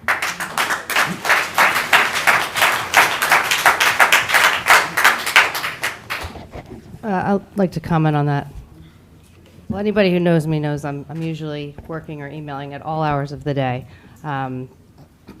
Emailing is working a lot, and I will say that, Greg, you were actually on an email with me Saturday, February 17th, and I said, actually Director Schrager and I were on this email, and he said, forwarding this as an FYI, as I learned about at my NJSME meeting this week, this would be a major change to development as we know it, and we've had more than a few requests in the past to have accessory dwelling units in the past in Summit. We'll create some interesting debates, and many in the planning world support this for many reasons we can discuss later. For now, just an FYI. And we also went back and forth between the planner on February 14th around accessory dwelling units. And then I called Joe Burgess around accessory dwelling units. So my comment was regarding the bill that's in the Senate right now. I don't have it on me. I think Singleton is the author of the bill for accessory dwelling units. I forget where it's at. Director Schrager, you could probably opine on that. Is it on right now still? Yeah, I couldn't. Through you, Council President, I don't have an update on that. I don't have an update on it, but we were talking about accessory dwelling units, and Governor Murphy, I think, has given, I think it's, don't quote me on this, but I believe it's around $10 million to 10 different municipalities. I don't want to quote it, but there has been some movement on accessory dwelling units, and part of our mission on the Mount Laurel Committee is to really advocate for anyone in Summit to deed restrict their homes so that we can get more affordable housing. And if you do have land, we'd be happy to have the land. So anybody who's passionate and who has land, we have a bunch of abandoned homes in Summit. So my comment is, if you are passionate about affordable housing, and my email to Ms. Sanborn, was just that. There's lots of different ways, and we're working really hard in the Mount Laurel Committee to get more affordable housing. I think that half the time I spend defending Lisa going down to Trenton because the bill that was just passed is not appropriate planning for Summit. We all want more affordable housing. We're working really hard to get more affordable housing every day in Summit. That's the reality, and we're working hard to do that. As far as Juneteenth, I think part of the confusion is that I was the pro temp, and I think Mayor Fagan said to me a few weeks before, "Are you going to speak? I'm not going to be here." And I said, "Geez, you know what? I think I'm going to be away too, but I'm not sure." And I was away with my family unexpectedly, and I called Lisa and I said, "You know what? I'm really sorry I can't attend the event. I'm going to be away." And I said, "Would you mind speaking for me?" And she said, "You know what? Even better, I think Jamel would be better off speaking." And I said, "Oh, great. Well, it sounds like you have it covered." So that was really the story around maybe why we weren't all communicating, but Mayor Fagan was away, I was then away, and when I talked with Lisa, Lisa said, you know, that Jamel would seem to be a perfect choice, and I don't think anybody could disagree with that. That's the most I've heard of it, and then I think my only other disappointment was that when we were allowed 45 seconds, I went back with Reverend Williams a few times, and I did say I'd give my time to Jamel, and I was not allowed to do that. I think it's important for everybody to remember this is a city event, and even at the Memorial Day event this year, I suggested perhaps we have a speaker that resonates more with the younger crowd. To get them motivated about service. So I think there's always different, you know, we can always give our opinion on maybe there would be, you know, a direction that the speaker could go in. And for Memorial Day this year, I recommended that we do that. And we had a great speaker. I think he really resonated with the crowd and it went over well. But the last thing I will say is I want to bring this community together. There's a lot of hurt in this audience, and I can guarantee that there has been racism, is racism in Summit, and my heart goes out to anyone who has experienced racism. Everybody in this room would say that, I think, hands down, would not believe in racism, would not advocate for racism. And we are here as a community, and to be together, and to build up each other, and to worship together. This is a place of community. And trust me here, I am not up here for politics. I am here to serve the residents of Summit and do the right thing and making you feel safe in your homes, making you feel safe in your streets. Know that is my priority. Please know that that is our priority and that is genuine. Thank you.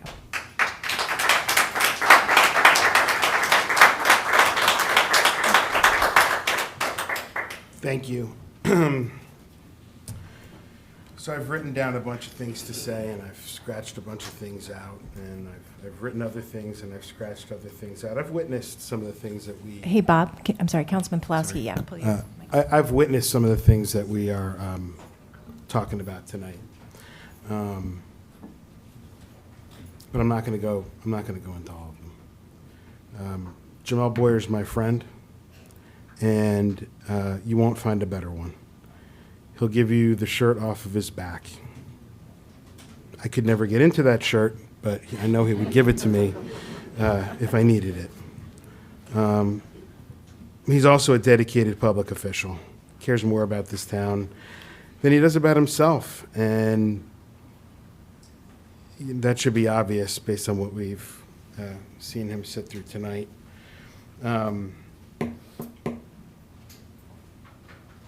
I've seen Jamel be treated unfairly ever since he started running, and it pains me.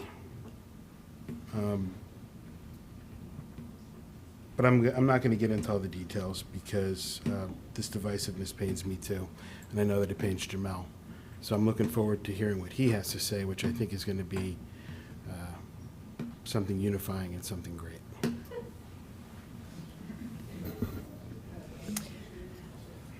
Councilman Miniger, do you want to say anything? No? Okay. Councilman Boyer.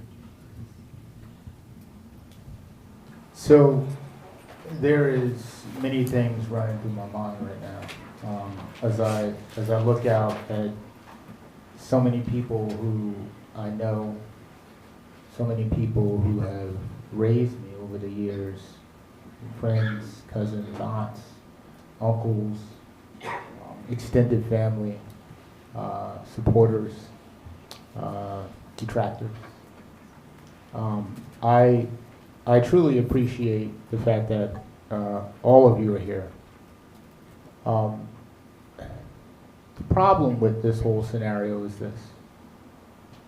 I was told one thing.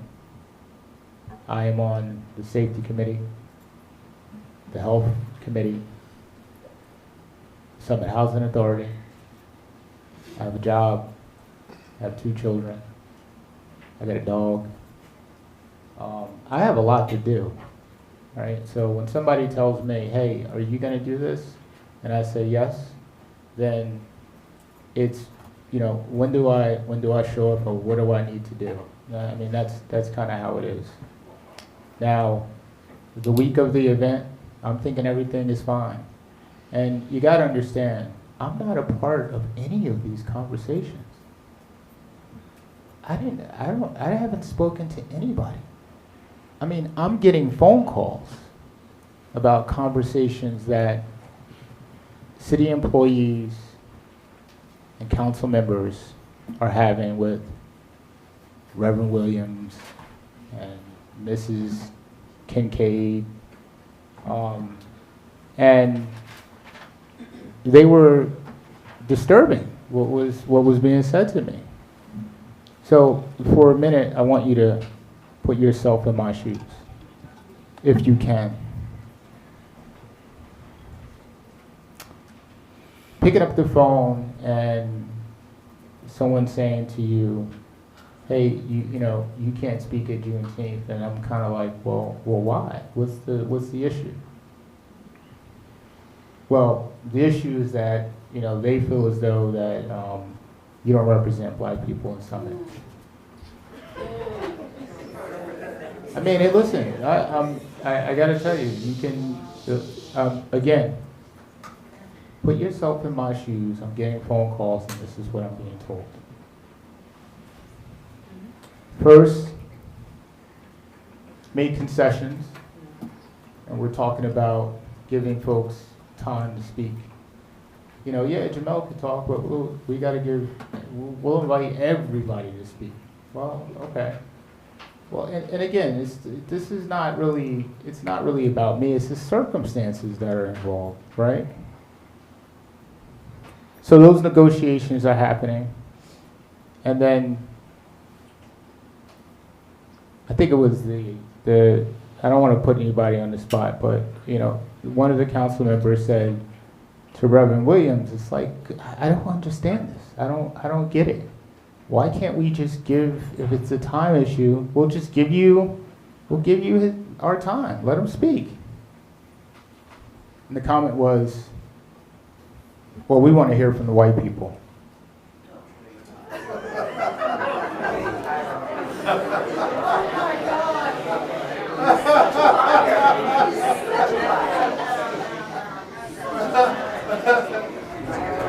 Yeah, I mean, exactly. That was my shock too.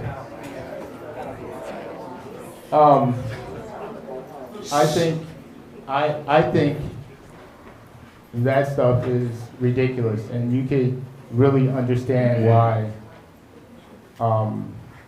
I'm really upset. It's not about the event. It's not about the time, you know, it's about the conversations about me with a group of other people and then coming back to me. Addressing this issue is particularly challenging because when black faith leaders are often seen as moral and ethical leaders within our community, I get that. And challenging some comments or actions can be perceived as divisive or as betraying solidarity within the black community. But this is not my goal or intention. However, it's essential to remember that accountability and fairness should apply to everybody, regardless of their position or status. We should expect faith leaders to promote fairness and open communication, even if our political views differ. They should approach situations with impartiality and respect. In this case, they should have facilitated a constructive dialogue. Why not call me? Why not, if you have a disagreement with me speaking, pick up the phone and call me? Why talk to all of the rest of the council members and say all these things? You know, Hey.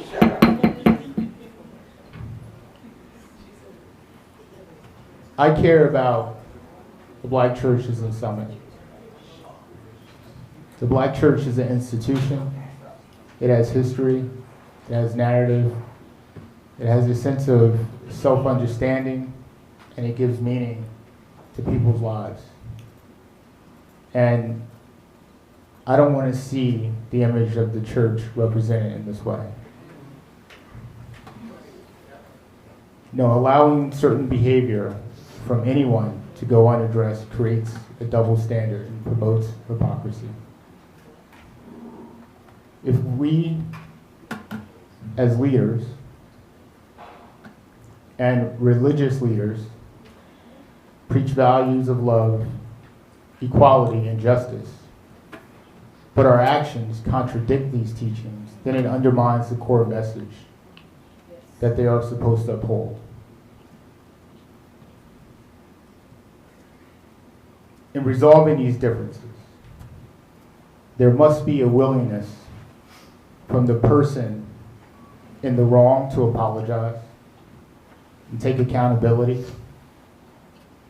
On the other side, the party that has been wrong must be willing to forgive. And Reverend Williams, Ms. Kincaid, Reverend Williams, whatever happened, I forgive all of you.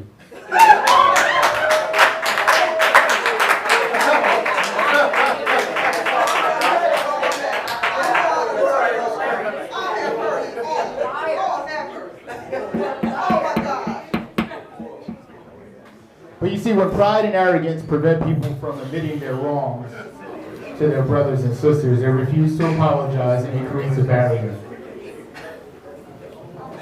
Similarly, when someone apologizes and the other side refuses to forgive, it fosters division. So for what you said, again, I forgive you. Oh, yeah, right. And what you said. Exactly. It's not going to simmer down. This is terrible. In such cases, unity becomes impossible if we harbor hatred and bitterness in our hearts. Because these issues here that we're dealing with are petty issues. We become enemies to each other. When working together, trust is essential. If we can't trust one another to have each other's backs, unity is unattainable. As a community, we must overcome these barriers to achieve true harmony and collaboration. I want to sincerely also apologize to the residents of Summit for taking time away from addressing your concerns to deal with this matter. However, it is crucial to bring these issues to light because they will continue to occur if left unaddressed. We cannot simply kick the can down the road for someone else to deal with it, especially when that person may share the same values and views as you. It is essential to encourage those who remain silent to speak up and stand against discrimination and bias. By doing so, we foster a community that upholds fairness, equity, and respect for all. And lastly, I want to thank the pastor for coming out I appreciate your words, Pastor. I wish that we have met outside of this occasion. I know that the Dr. Charles Boyer frequents Fountain Baptist Church, my cousin, very frequently. The bottom line is that, yeah, there is a community issue, and maybe for months, really, the Reverend Williams and Miss Kincaid. My name is Taylor. Miss Taylor, thank you. We have had a miscommunication, but I've always extended my hand. Ms. Taylor, I've extended my hand to you during the debate, you wouldn't shake it. Reverend Williams, we had breakfast. I thought we had a great breakfast. The following council meeting, we could have resolved some issues, just you and me. And then it was completely different. I was always willing to work, but it gets to a point where, comments are too much, and I'm not one to just sit back. However, this community needs to be unified, and I don't want to be the person that causes any division within these families, because you guys we're all family. I'm looking out at you. We're all family. And at the end of the day, I think we can work on repairing and restoring what has been lost here. Because I am here to help folks. You may not see it, but I grew up on Dennis Place. I'm on Weaver Street in Glenwood, helping out residents all the time.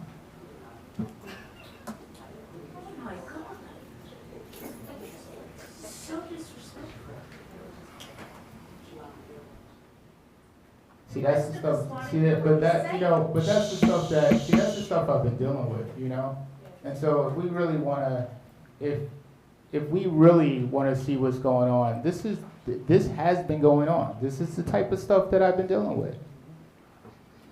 So I'm trying, and I have been. I'm trying to come out and extend a hand, and this is what I've been getting back for several months. Right? So we could sit there, we could say, you know what, yeah, he's lying, he's doing this, he's doing that. But your actions tell the truth. They tell the story.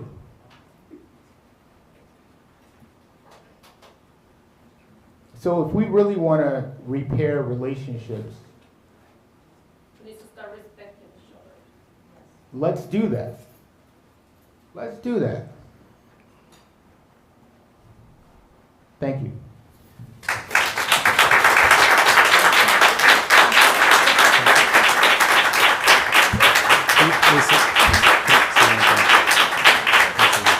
Councilman Smallwood.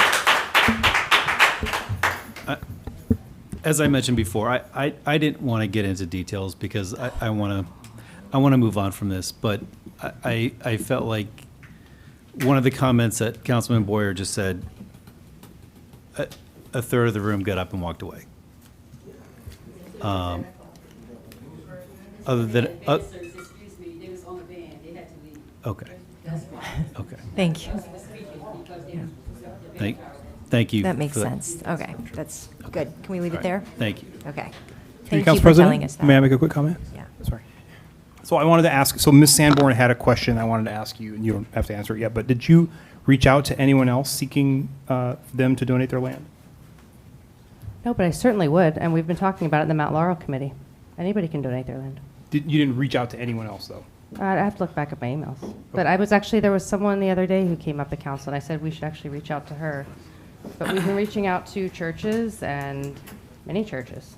Yeah, anybody who wants to donate their land. Okay, great. But just to be clear, Wait, real wait, quick, wait, through I'm you, sorry. Council President. Okay.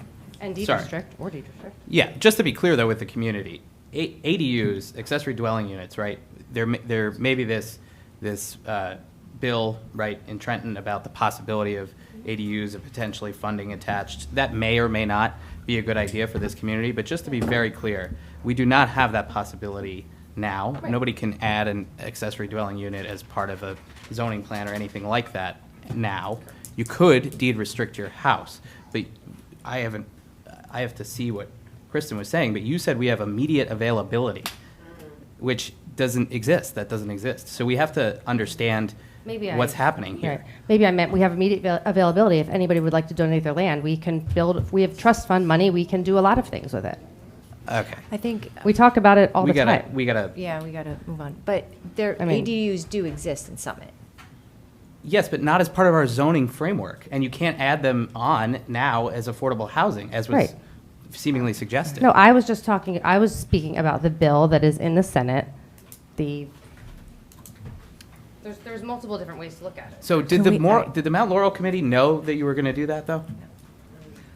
Greg, I talk to people all the time. In fact, I have an email of you speaking to All right, you guys, I really don't want to do a this. developer for the Wells Fargo. So we talk to people all the time. You know this. I'm going to end this conversation right now between the two of you. Does anybody else want to speak on the conversation we were having about Councilman Boyer? I would like to speak. I wanted to clarify something, and it was my mistake. I did meet with Janice McClary. We had a lovely conversation. She invited me to speak. I had already planned a vacation with my daughter. And typically, the next in line is either the council president or the pro tem, which would be Council President Allen or Delia. And so that was sort of my obvious next step. I also really thought that Jamel was supposed to speak, already being included in the program. Regardless, had I thought to just say, well, this is a natural fit, we should ask Jamel. We could have avoided this entire conversation. So my apologies to the community for not thinking quickly on my feet and saying, I would recommend that you ask Jamel. So that said, I am proud to sit next to Jamel. I do think he is a very good man. I think he's a great friend. And I think he's an incredible father and an incredible husband. And he works really hard serving the residents of Summit. And I watched him hurt. I watched his family hurt. And that's his emotions are valid, as are all of yours. And so I just want everybody to hear that when I watch a friend or a family member hurt, I get protective. And I'm starting to get a little mama bear about our community. So I am here. I believe Summit is filled with really good people. And I believe that Summit is special because of our diversity. It's one of the things that drew my husband and me to raise our family here. Our diversity should be celebrated with events like Juneteenth and the Pride celebration and AAPI and Fiesta Latina and all of the things that we do that are so fantastic and make our community so incredible. So I want to work together to ensure that the outcome of these events going forward continues to be celebratory and positive. And I like what I forget who said it. A gentleman said, we should do better. And I think we should do better, and I think we can. So I am asking all of you as community members to help us bring the community together, celebrate one another, and be kind and respectful to each other.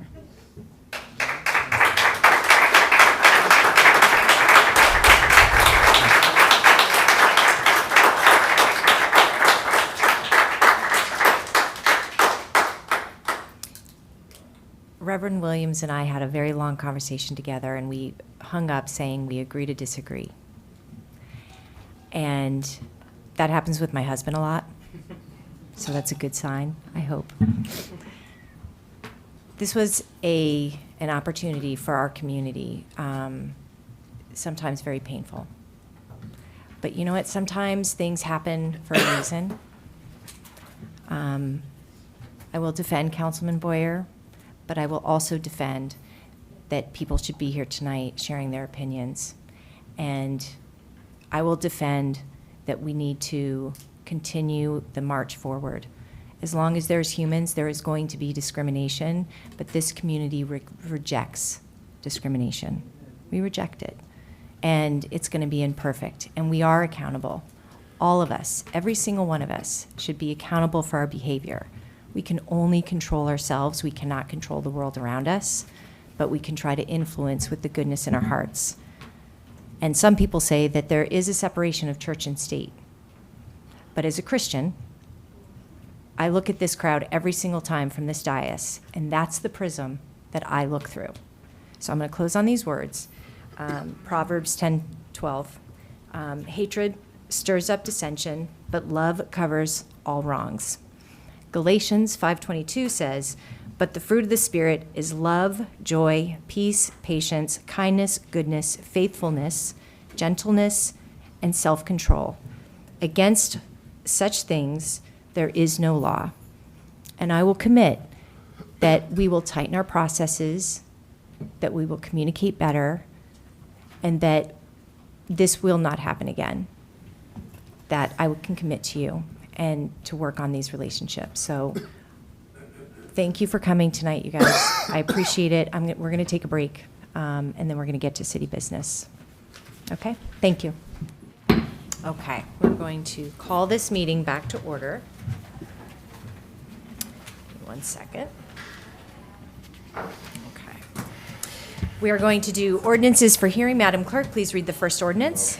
Ordinance number 24-3322, an ordinance amending Chapter 4, General Licensing, Section 4-19, Public Places Where Food and Beverages Are Sold or Served of the Code of the City of Summit. Councilman Plowski. Thank you, Council President. This is ordinance number 24-3322.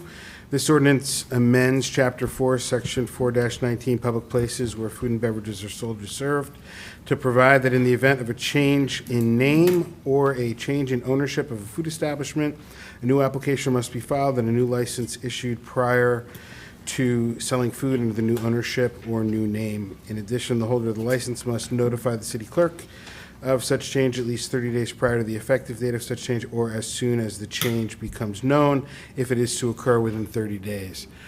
We talked at the last meeting about how currently this information would only come to the city upon renewal of a license at the beginning of a calendar year.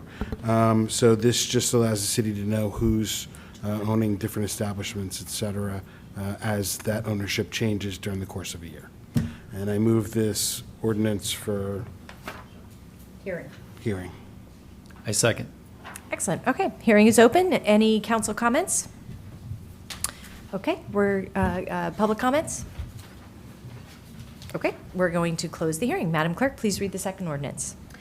Ordinance number 24-3323, an ordinance amending the code, Chapter 7, Traffic, Section 7-25, Regulations for the Movement and the Parking of Traffic on Municipal Property, and Board of Ed Property, subsection 7-25.4, Regulations.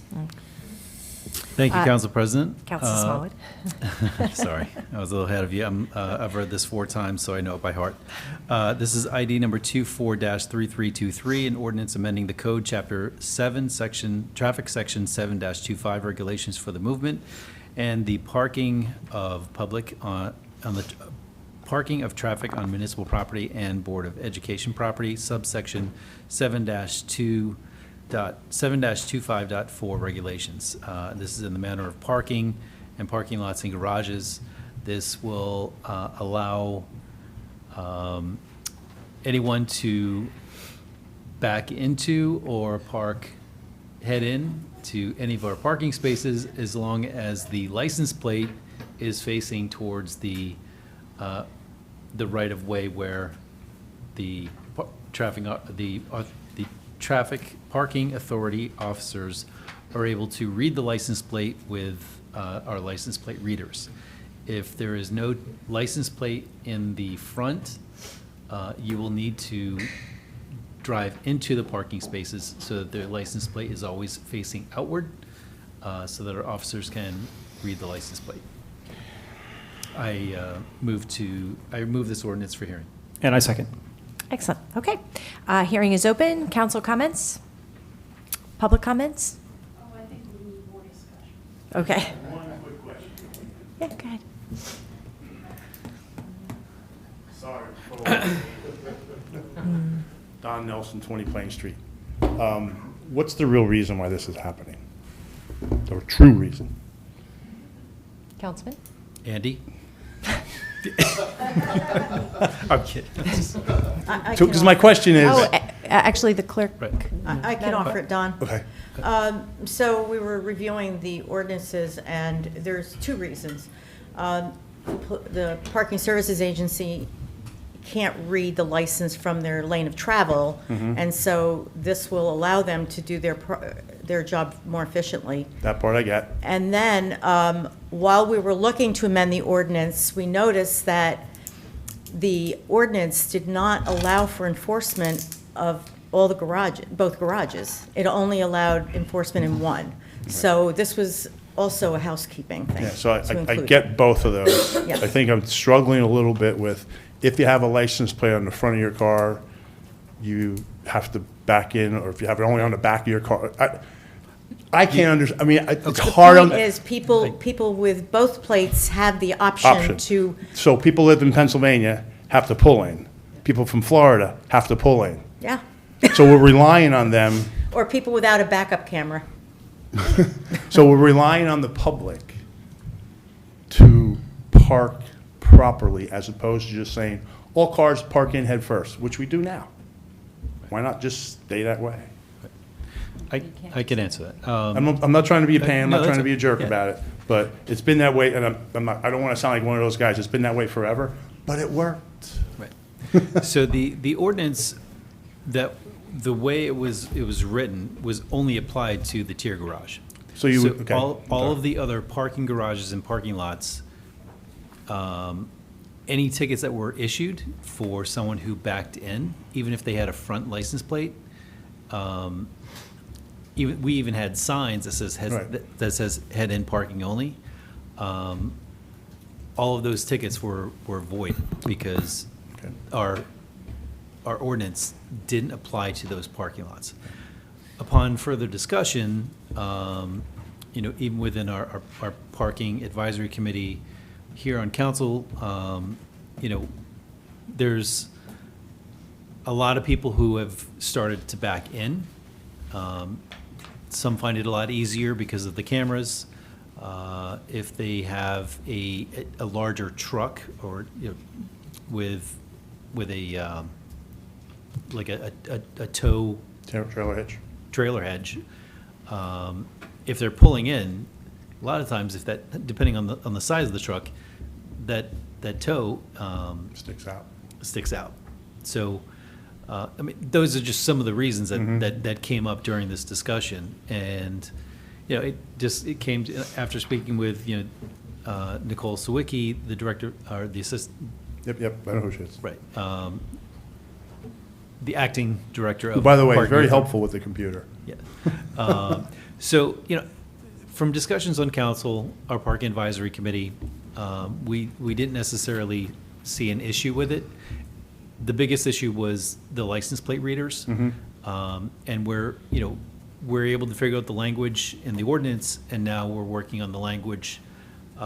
Nicole and her team are working on the language that will be easy to read in our parking lots and garages, so that you can back in or you can drive in, as long as you have a license plate that is facing towards the Lane of traffic. lane of traffic. Yeah, Thank you. I understand all that part. I'm just struggling with why we're making it an option. Everybody pull in, and then there's no question about it. I mean, And for years, the people Yeah. have been backing in, and they haven't been able to write their tickets. and then they should get a ticket, because it says pull in head first. Right. But the Okay. ordinance. I get. It's a go around in a circle. Yeah. All right, thanks. So, we're just giving people more options, as long as they have a front license plate. Motion to close this discussion. Yes. Any other public comments before we do? All right, we're going to close the hearing. Madam Clerk, please read the first ordinance for final consideration. Ordinance 24-3322, an ordinance amending Chapter 4, General Licensing, Section 4-19, Public Places Where Food and Beverages Are Sold or Served of the Code of the City of Summit. Councilman Plasky? Food and beverage. Oh, you got to do it again, yeah. We just had the hearing on this ordinance. You just moved to, After having just had the hearing on this ordinance, I move to pass it. Adopt. Adopt it. Adopt it. adopt. Yeah. Who's going to second that? Okay. Second. Thank All you. right, wonderful. Roll call, Madam Clerk? Mr. Boyer? Aye. Ms. Hamlet? Aye. Mr. Miniger? Aye. Mr. Pulaski? Aye. Mr. Smallwood? Aye. Mr. Vartan? Aye. President Allen? Aye.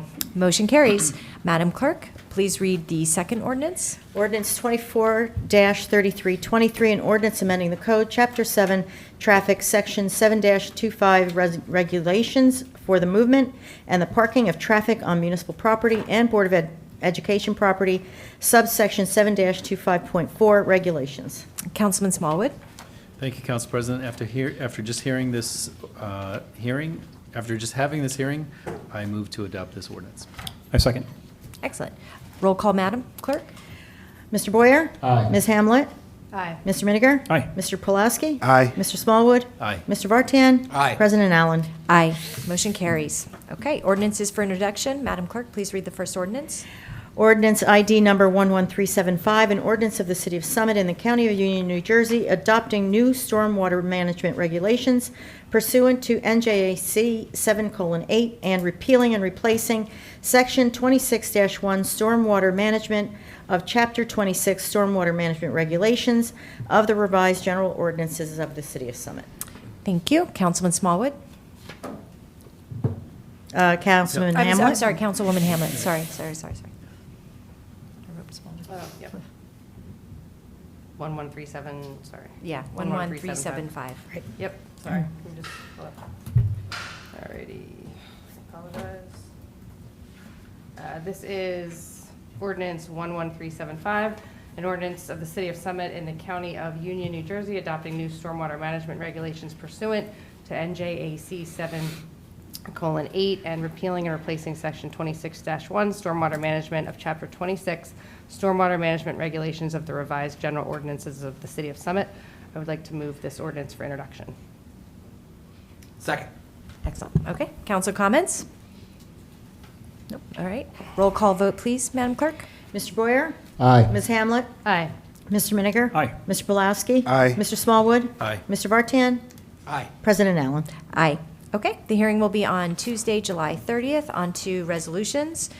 Capital projects and community service, Councilwoman Hamlet. Yes, this is ID 11379, which will authorize execution of agreements for permanent art placement on the Village Green and the City Hall courtyard for two different art sculptures. I would like to move this resolution For adoption. for adoption. I'm sorry, I was Oh, late. sorry. I'd like to move this resolution for adoption. Second. Okay, great. Council comments? Yes. So I was looking at the artwork and I was thinking to myself,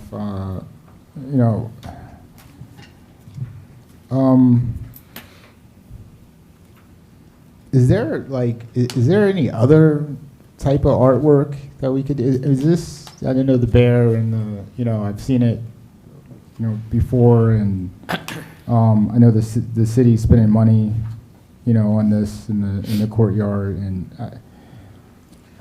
were these the only options, or I'm sorry?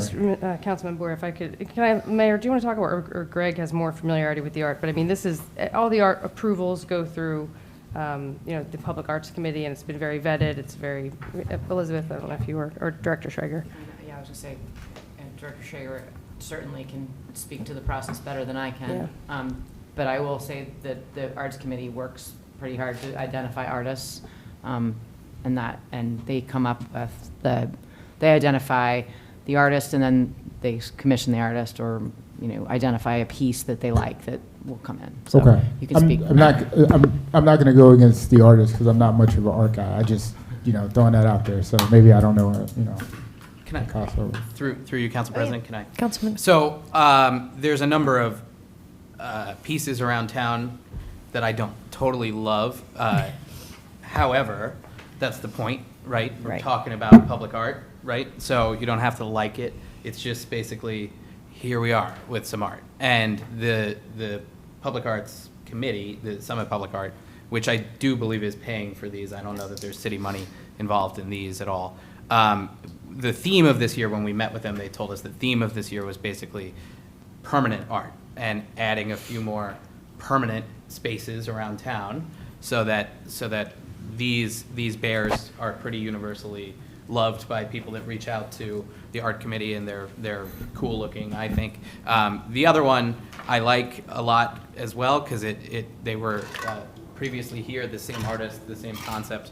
They were here in the courtyard, and it's the same artist who did the promenade fountain, which is also another permanent piece of art there. So these are, I think, two both pretty good pieces, and they may not be everybody's cup of tea, but we're talking about art, and that's a good thing to have in a city, I think.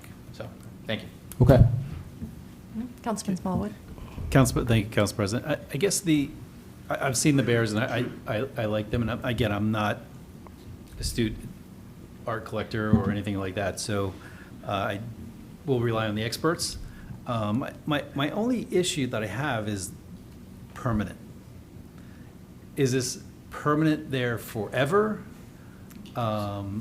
Yeah, I mean, because because down the road, there's going to be turnover. Unless I steal it. Yeah. I like the bears. Once there's obviously going to be turnover on the art committee, right? We only have so much land that we can place art. So my issue is with the permanent, right? In 5 years, 10 years, what happens if there's a new art committee and they want to put something on the village green and we're running out of space and we don't have room, and maybe we could find another place for the bears, maybe somewhere in the woods, along a path. I just have an issue with the permanent placement of where it is. I don't mind having permanent bears, but I'm just concerned, are we locking ourselves into this one specific spot for these bears? Can I make a comment? Oh, go ahead. Yeah, let me give Director Schrager an opportunity. Yes, through you, Council President. I could certainly appreciate that, and I think the word permanent there is really intended to mean more than just the cycle that they go on, which is, I forgot, maybe Rosie, is it a year and a half or so? But it obviously can't be permanent. It could break. It could be damaged. So I know it's daunting to think it will be there longer than we are. But I also believe that if the Arts Committee approached us and said, hey, we would like to swap that out, we could, and they still have to follow the process that's been adopted. Essentially, they'd either have to move it to somewhere else that's been identified as permanent, or a temporary spot, but then it's back on a cycle. So I agree with you, but I think the map we have that details where there's temporary spots and permanent spots is actually the only spots we have available. It could be amended, we could add or decrease, so, okay. But yes, the one in the courtyard would stay there until either it is damaged or is replaced by the Arts Committee. But on a positive note, I think we've had a lot of art at City Hall that maybe, and don't take the opinion of an engineer for art, like ever, that people didn't really like. So I think the glass was very, very well received by, across the board of all demographics. So that's a good one to put there. And the bears, I don't think anyone complained about them at all. No, too. So those are good ones. But yeah. My concern is not the art itself. I mean, I actually do like the bears. I'm just, as long as there's the ability to move them for whatever reason, if they do break or if they deteriorate, or if 5 years down the road, the new art committee wants to put something else there, and then they can be placed somewhere else and be on a rotating. But we're designating necessarily that spot for permanent art, not necessarily that particular art. Is that correct? Correct. I mean, it's there with the intent to be there beyond the normal cycle. Right. And in theory, for as long as it can be, but if they want to swap it out, they would follow the process to just say, we're going to swap it out. All right, Council President, just one more point. If what I want to impress upon my colleagues is that the city's not paying for this stuff, and it's being driven completely by a group of volunteers. So if into the future, the money that the Summit Public Art is able to raise is not there, or if there is no longer a group of people who is really dedicated to getting art to replace the non-permanent art, then it goes away and it fades away. I think what's happening here is we should think about this as future-proofing the art, and that there will be art beyond funding sources, beyond volunteer capability, that it's there. Thank you. Director Schrager, who maintains it?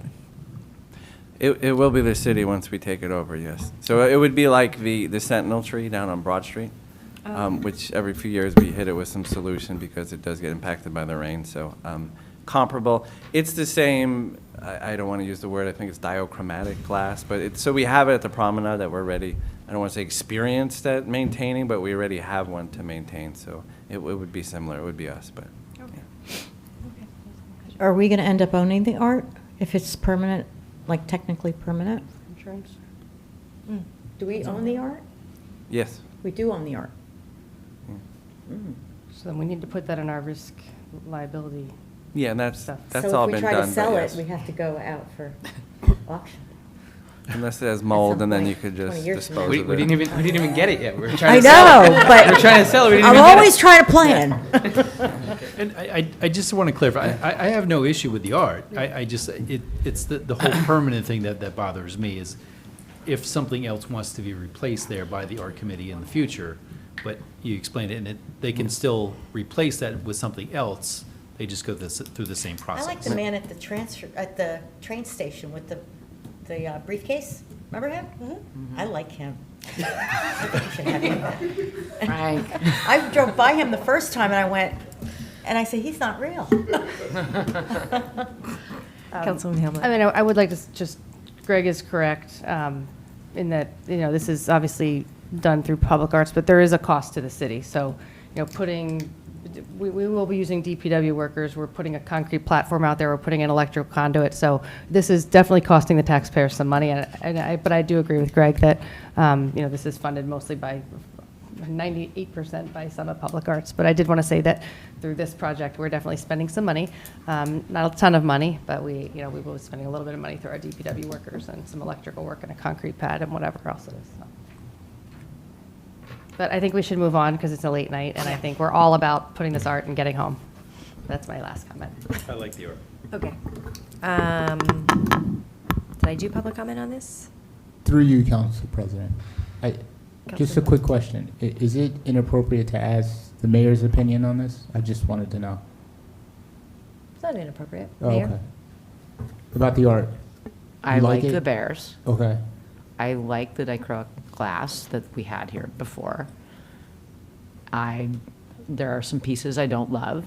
As Greg said, art is, the beauty is in the eye of the beholder. Right. And so part of the fun of art is we can talk about how we like or don't like something, and we can dig into that sometime. Not here, not now. The permanency of it. Like, No, I think it's, we don't need 700 permanent pieces of art, because where will we put them?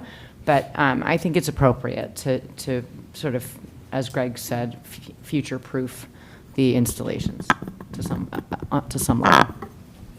And if I could, for you, Council President, so when we converted these two locations, which were temporary art locations, so we didn't actually increase the number. I think the last increase we did was when we added the park line 5 or 6 years ago, so we just really converted temporary to permanent ones, so. Yeah. All right, great. Any public comments? Okay, great. We're going to take a vote. All in favor? Aye. Aye. Any opposed? Motion carries. Okay, Councilman Hamlet, your second resolution. Yes, this is ID 11373, declaring a vacancy as discussed in closed session tonight in the Department of Community Services, the Division of Public Works Sanitation Unit, 1 full-time sanitation truck driver. Would like to move this resolution for adoption. Second. Okay, council comments?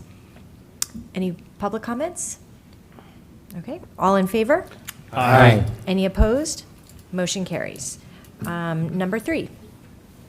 This is ID 11360. This is appointing Housing Authority member. This was discussed in pending closed session discussion.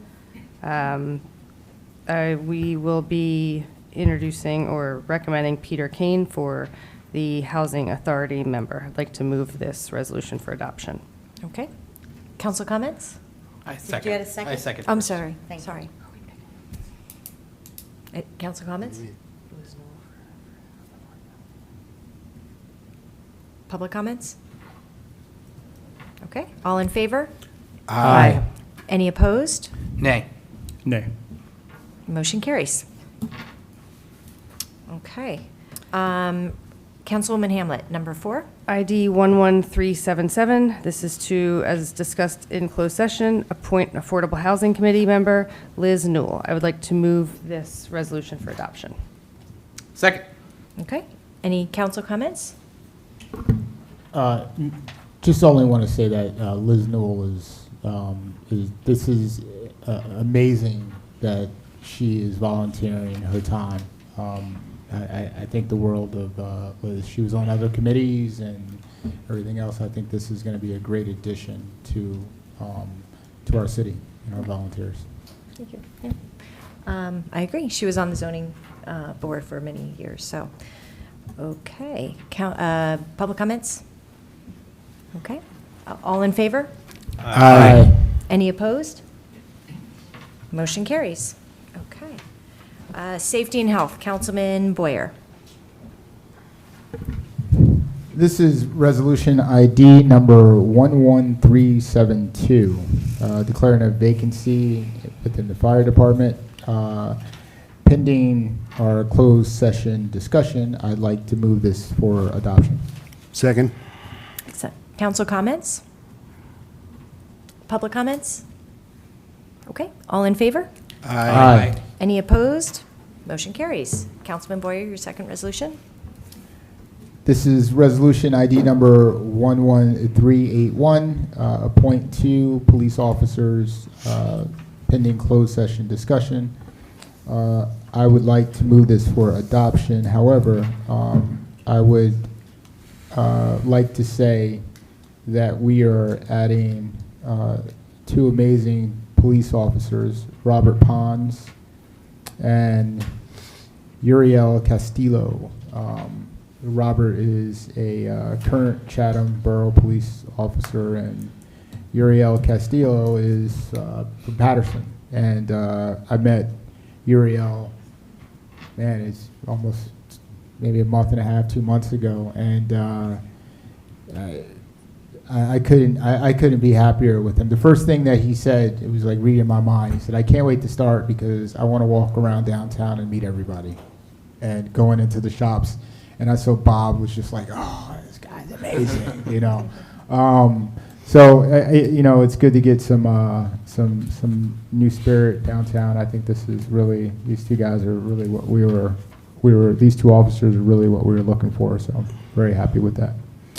So I'd like to introduce this resolution for adoption. Second. Excellent. Council comments? Public comments? All in favor? Aye. Any opposed? Motion carries. Okay. At this time, we're going to vote on the consent agenda. Do I have a motion to approve the consent agenda? So moved. Do I have a second? Second. I want to pull something out. Yep. What would you like to pull out, Councilwoman Hamlet? No, I'm going to pull. Paul's looking at me. The firehouse change order. So I just have a question. Sorry. I just want to pull that one out. Go ahead. Okay. So I just have concerns about I forget what number it is. The fire headquarters project. I've been going through back and forth with Chief and Bimbo about this today. I'm just having a hard time. I know the drip pan is $5,500, and I'm having a hard time. I think the reason I'm having a hard time is because a change order for me means that the project has changed. And when we got the original specs of the firehouse, I feel like it should have been included, because what has changed in the project that requires the drip pan, and why didn't they catch that when they were building and doing the specs for the firehouse? And I think I mentioned to you today, I'd like to see why it's costing so much. I know it's custom, but it's just, I don't know, it's just not making sense to me. And I'm sorry, I know it's late, but I just, Okay. Made it worthwhile. it's a lot to of stay. money, so tell me why it's so much money. The reason we had to do it, it wasn't caught in the plans because it's not something that's normally done. And the as-built are always a little different than what the plans are. So once the electrical service stuff was in, and all the conduit and piping that was above it. Some of it is for the electrical systems themselves. Some of it is for drainage from the roof, plumbing and all. The electrical inspectors thought that the condensation that might occur in there would drip down on the electric panels and cause a problem. So it wasn't originally in the plans. Once it was built, it was realized that we needed it. Because everything is already in place, it all has to be fabricated on site. So it's not like you just go out and buy a plastic drip pan and put it in there. And it's not just the drip pans itself, it's then the piping that has to come down the walls and direct the water outside, so. And that's not something that would be to code, because, well, I'm just understanding, so the drip pan is for the condenser. Well, the condensation that would come off the pipes that are in there. So why are they until overlaying everything's in electrical place. stuff? That's what I'm just trying to understand. Like I said, until everything's in place, you can't really see that. When they draw the plans, they show pathways from the panels to wherever the electric is going, but they don't actually see where all the piping is. So once all that conduit is put in place and they realize that it was actually over all the panels, it spurred the need for it. So we didn't realize that until the electrical inspector went. Through you, Council President. Chief, wasn't the issue that the Union County had a different requirement? Like, it was inspected, then the county came in and said, no, we have a different requirement. Not for the drip pans. Okay. The county requirement was for the drop curb at the street. That's not anything that's required by code, but it is required on the county road. So we didn't know that until they came and reviewed it. So it's separate. It's on the same change order, but they're separate issues. Thank you. Okay. Great. Good. Most expensive drip pan we'll ever approve. Yeah, you're worth it.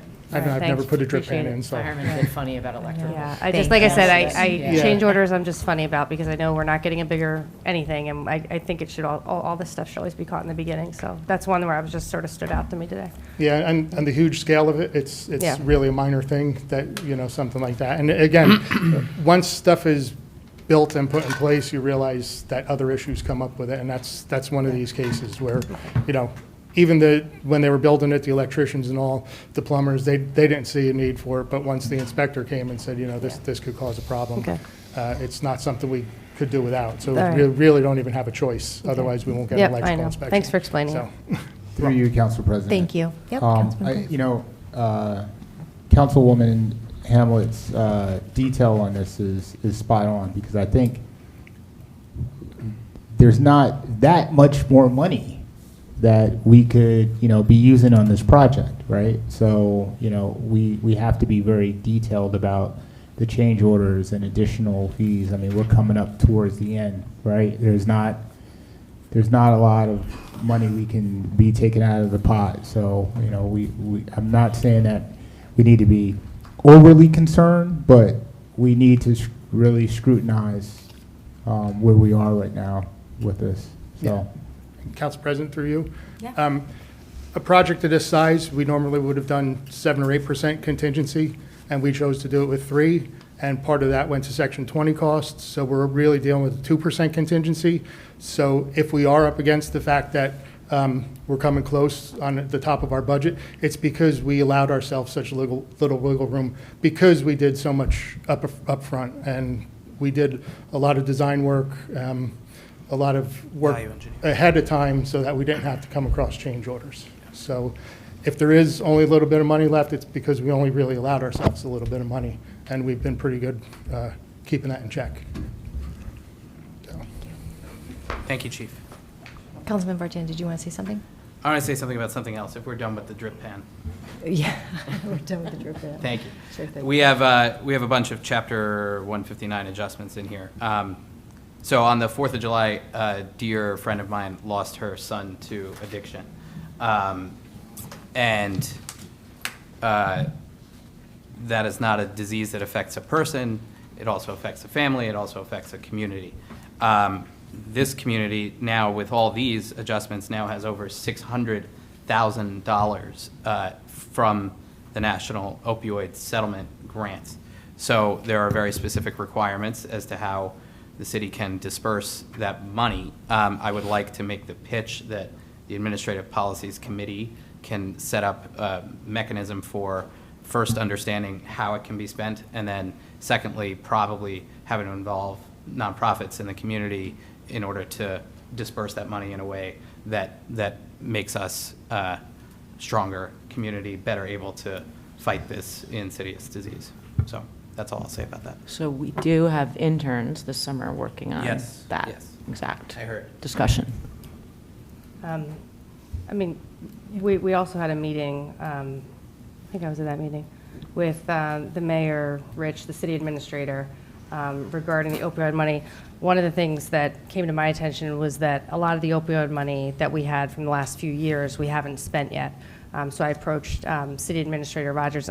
Tammy, you might be able to opine on how much money we haven't spent so far. None of it. We haven't spent any of it, so. We have all this sitting there. We have to do something. Right, absolutely. So I think Yep. our initial meeting was really, really good, and I think that's why it's great that Michael has the interns working on it, and it's really, really important. I'm sorry to hear about your friend Greg. Thank you. All right, great. Okay, so do I have a motion to approve the consent agenda? You did that already. You Okay. just need a vote. And now I need a second, and now I need a vote. All in favor? Aye. Aye. Any opposed? Motion carries. Okay, council member comments. Anybody? I just have one, and I promise it'll be quick. I'd like to put back on the agenda, and don't be mad at me, the loading zone from last meeting. I want to take another look at it, and maybe we'll have to put it back on the agenda, but I just want Director Schrager to look at it. He was out last meeting, and I didn't have a chance to look at it. I went out again and looked at it, and I received about, 40 pages from a resident that I spoke to recently, and I think the chief of police might have some information regarding it. But I do have some concerns about the loading zone that I didn't have before. Maybe I'm wrong, but I just want to have another discussion about it. And I might be wrong, and that's okay. I think it's a tough intersection, and the reason I think that is one of our residents' daughters actually got into a car accident there this year. Now, there was snow involved, but the loading zone is so close to the crosswalk that when you're coming out, it's near Harquail, and when you're coming out, if there's a car at the loading zone, and if somebody coming in to that Glenwood Place, it's really, really tight, and I didn't realize it 2 weeks ago, and I'm realizing it now, and I'm just asking that we take another look at it. So I don't know how we do that, but.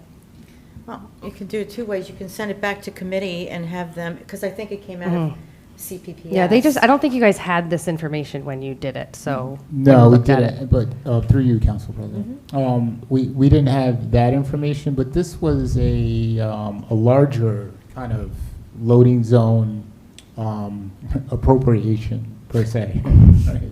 We're going to put loading zones all over downtown, so if there's an issue with this one, it looks like there's a historical, I saw the email, we could, take a look at it. I don't know if, Aaron, I don't know if you know anything about this, or. Well, I think the other thing we have to make sure is that people, like there was a car parked there last night for like 2 hours, like it's a loading zone, and it's not going to work if. So through you, Council President, the communication from the resident came in, and after reviewing it, I referred it as a DAR to the Safety Committee and copied the Parking Services Director because it originally, the ordinance came out of Parking Services. Okay. So I believe it's been referred to the committee already for review. So through you, Council President. Aaron, I don't think you need to respond right now. We'll take a look at it in committee. Yeah. Do you want a copy of that, or Aaron? I'll send everything to you. Through you, Council President, I believe Councilmember Hamlet sent which came from resident Colangelo, so who does have a pretty keen eye on the street. So, but I think just moving forward, as we might be proposing some others, I mean, he's a valuable resource. We could just ask him for some input. But no, that's fine. We could take a look at it. So, yeah. I do want to thank Council President. We did have Lieutenant Daly take a look at this from a safety perspective.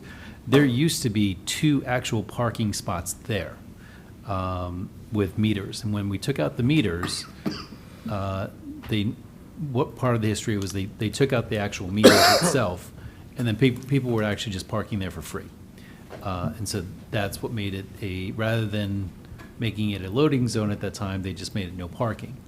I did drive by there today. I did take a video. From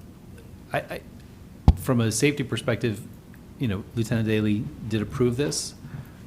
It is set back far enough from the crosswalk. I also did ask Lieutenant Daley if he would do a search if there has been any pedestrian in the last decade issues in that area. There were a couple of accidents. Two of them were box cars backing up into another car, but had nothing to do with that particular space. And then there was a couple of other accidents in that area, but not in that particular spot. Glenwood Avenue was listed as a street of interest or in that area, but it wasn't in that particular spot itself. And so that's the reason why we felt comfortable making that a one-car loading, unloading zone, and it is already striped. Okay. All right. Well, you'll be looking at it. I just have a question. again. Yeah. Whose property is that right there? Cities. Yeah. It is cities. Yeah.